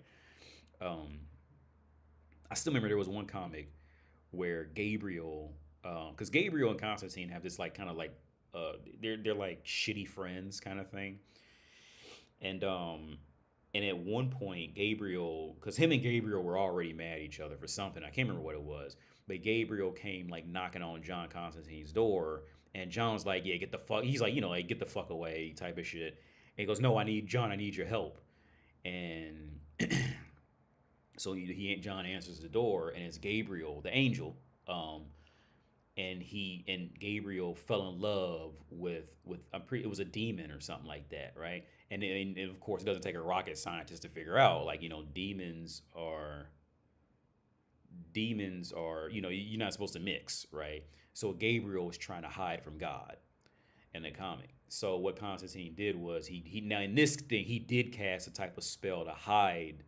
If anybody who would go where he was at, like, nobody could see it, right? Not even God could see it. I can't remember how the comic ended, but of course it's not going to end well, because in these types of comics, it's always, you know, things never end with a completely happy ending. And in these Constantine-ish, the Watchmen, is those groups of writers. These writers always ended off with like a bittersweet ending, like somebody got severely fucked up in it, kind of thing, for one reason or another. But yeah, the Constantine comic, the Hellblazers. I don't fuck with that New 52 shit and all that other shit after that, but you gotta read the original Hellblazers. Those were masterpieces to me. Because he hits a point, because the Constantine movie was loosely based on, I want to say it was all his engines, and they got like a bit of it, you know, it's a movie, so they got to like make it, you know, interesting. But, you know, in the Constantine movie with Keanu Reeves, he has lung cancer. Well, in the comic, he had lung cancer too. He was like getting ready to die. And this was after he had a blood transplant. So one thing that the movie doesn't touch on is that Keanu Reeves, well, John Constantine, the way he even becomes like John Constantine was when he was a kid, he actually summoned a demon named Negral, right? And Negral would like fuck with him. Negral killed a bunch of people, so John feels like guilty about it. And weirdly enough, like the way the comic's told, it comes off in a realistic way. It's not like complete fantasy bullshit. Like it's you really got to read these comics. Like it comes off in like it's in the real world kind of thing. And all those writers were excellent. And so Negral is kind of like just stalks Constantine and fucks with him from time to time. So anyway, at some point in Constantine's run, Negral has a blood transfusion with John Constantine. So John Constantine is essentially, he's immortal because he has like demon blood in him, right? And so for a long time, he goes immortal. I can't remember if that takes place before or after the lung cancer thing now, because it's been so long since I read it. But anyway, the lung cancer part, in the comic, okay, at the end of the movie with the lung cancer, what happens is Constantine, he's about to go to heaven. God's getting ready to take him because I won't go into that. God's getting ready to take Constantine into heaven. And the devil was just sitting there talking to him. And he goes, no, God, like I'm taking Constantine. So he reaches in Constantine's chest and rips out the lung cancer and says like, yeah, no, you're going to live and prove yourself to God. So, you know, you can't, so, because I know you're going to fuck up and you're not, and I'm going to get you back in hell one day. Right. Well, in the comic, what happens was he has lung cancer. He's going to die, and there's no way around it. There's no way he's going to get to heaven because he tried to commit suicide when he was a kid. And now that part of the movie stays, you know, intact. But the major difference was at the end of the comic book where like he knows he's getting ready to die. He just comes. He's in a. I'm pretty sure he's in a bar, and he comes up with one last ditch effort, and he goes, "That just might work." And he goes home, and he casts a spell to each individual like demon, like devil in hell, right? So how the devils work in hell is like every section of hell has their own essential president. So he sold his soul. He called up each demon one at a time, each devil one at a time, and sold him his soul, right? So, for example, he sold like Ohio, like the president of Ohio. He sold his soul to him. He sold his soul to Mississippi's president, to Florida's president, etc. Right? Because the plan was when he dies, they're gonna like each like that devil wants to come and collect his soul, come and get him. So he kills himself right after he sells his soul to the last one. Right? He kills himself, so they had to come out there to get him because he was gonna die anyway. Right? So they all come up to his apartment, and like as John Constantine like pretty much planned that the demons would never ever form an alliance or form any type of deal so the other one could have them. So instead what they do is they rip out the lung cancer. I mean, they just rip his body open and rip out the lung cancer in the most gruesome way to do it. I don't think they were drawn in a comic, but that's what it's inferred they did. Like no painkillers, nothing. Like they could have, but they just didn't because they're devils and they're evil. So they just rip out all the lung cancer in the most brutal, hurtful way they can because none of them would ever agree to give his soul to another devil. They could never form an because they're devils. They're pieces of shit, right? So they keep him alive. So in the comic after that, since none of the devils can agree on his soul, he's immortal again. He can't die. Right? Because if he dies, there's nowhere for him to go. Because in this context, I don't think there's any such thing as limbo, and heaven just won't take him. So, and heaven won't take him, and at this point, hell doesn't want him because they can't figure out a way to ration off his soul. So he's left to be immortal for I think the next like 20 years or something like that before he fucks up again. I forget how he fucks up. As I remember how he I don't want to spoil the end of that whole entire comic book, but I remember he does end up fucking up again. I can't remember how he does it. But yeah, Constantine by far is my favorite one. There's 25. I like to see some studios start making Dris do Urban stuff. Plus years of if I'm not mistaken, that sounds like that Invincible shit. Oh no. Okay, I don't know what this is at all. I've never even heard of this.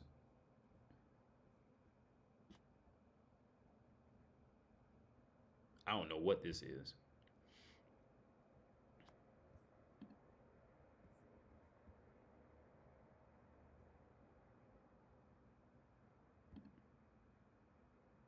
Yeah, I have no idea. Never even heard of this. You just enlightened me to something. Oh, okay. Okay.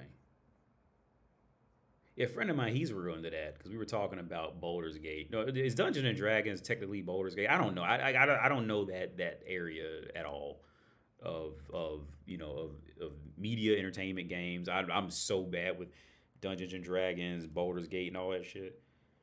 It's fantasy, okay. Yeah, I don't know. I'm completely ignorant to that. It's not that I don't like it. It's just that like when I was really into like finding new stuff to get into, it was just out of my mental realm. To be honest with you, it was just. I really enjoyed the fact that like it really took into account every choice you made. I really enjoy. I remember playing a game. A friend of mine, his brother's real into that. He's an English teacher now at Wright State University, and we would hang out sometimes. And they were like any type of game like that where you roll the dice, or is Dungeons and Dragons a game where you roll the dice? I don't know. I get all that shit confused, man. But he's in those games where you roll the dice. And I really enjoyed the fact that, again, every decision you make is really like everything you do kind of always adds up. And there's always like this situation of chance, right? for any decision, anything that happens, there's always that. Like in Baldur's Gate 3, you always kind of roll a dice, and and maybe this time you can open a door, this time you can't, type of shit. Like, I really enjoyed that part, but it's just too, for me, I just don't have the proper focus and patience to devote the time to it. I just didn't, but I really enjoy it. I'm not saying I've never had a point where I didn't enjoy it, but I just don't have. I feel like it would just take too much of my time. Like, I'm trying to think of another game that was like that.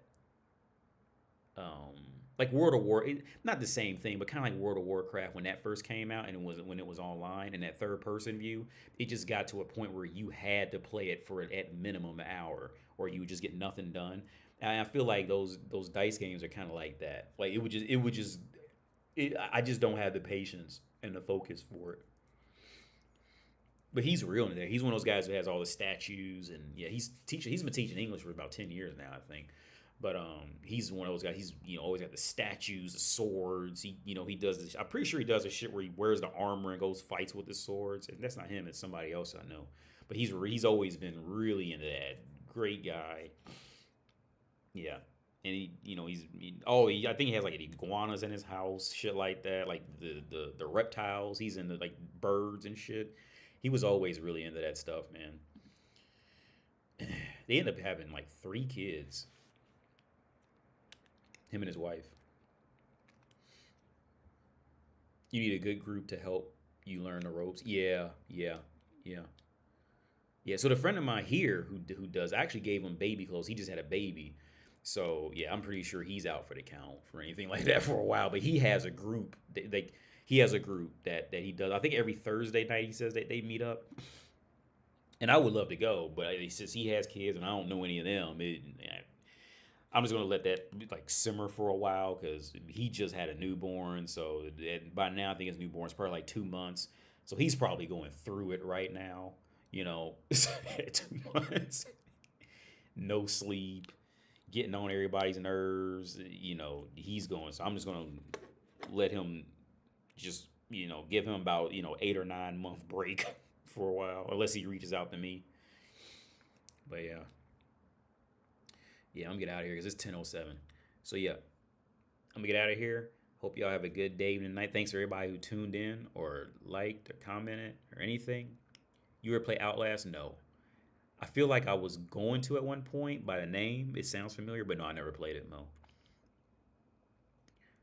But yeah, I'm out of here.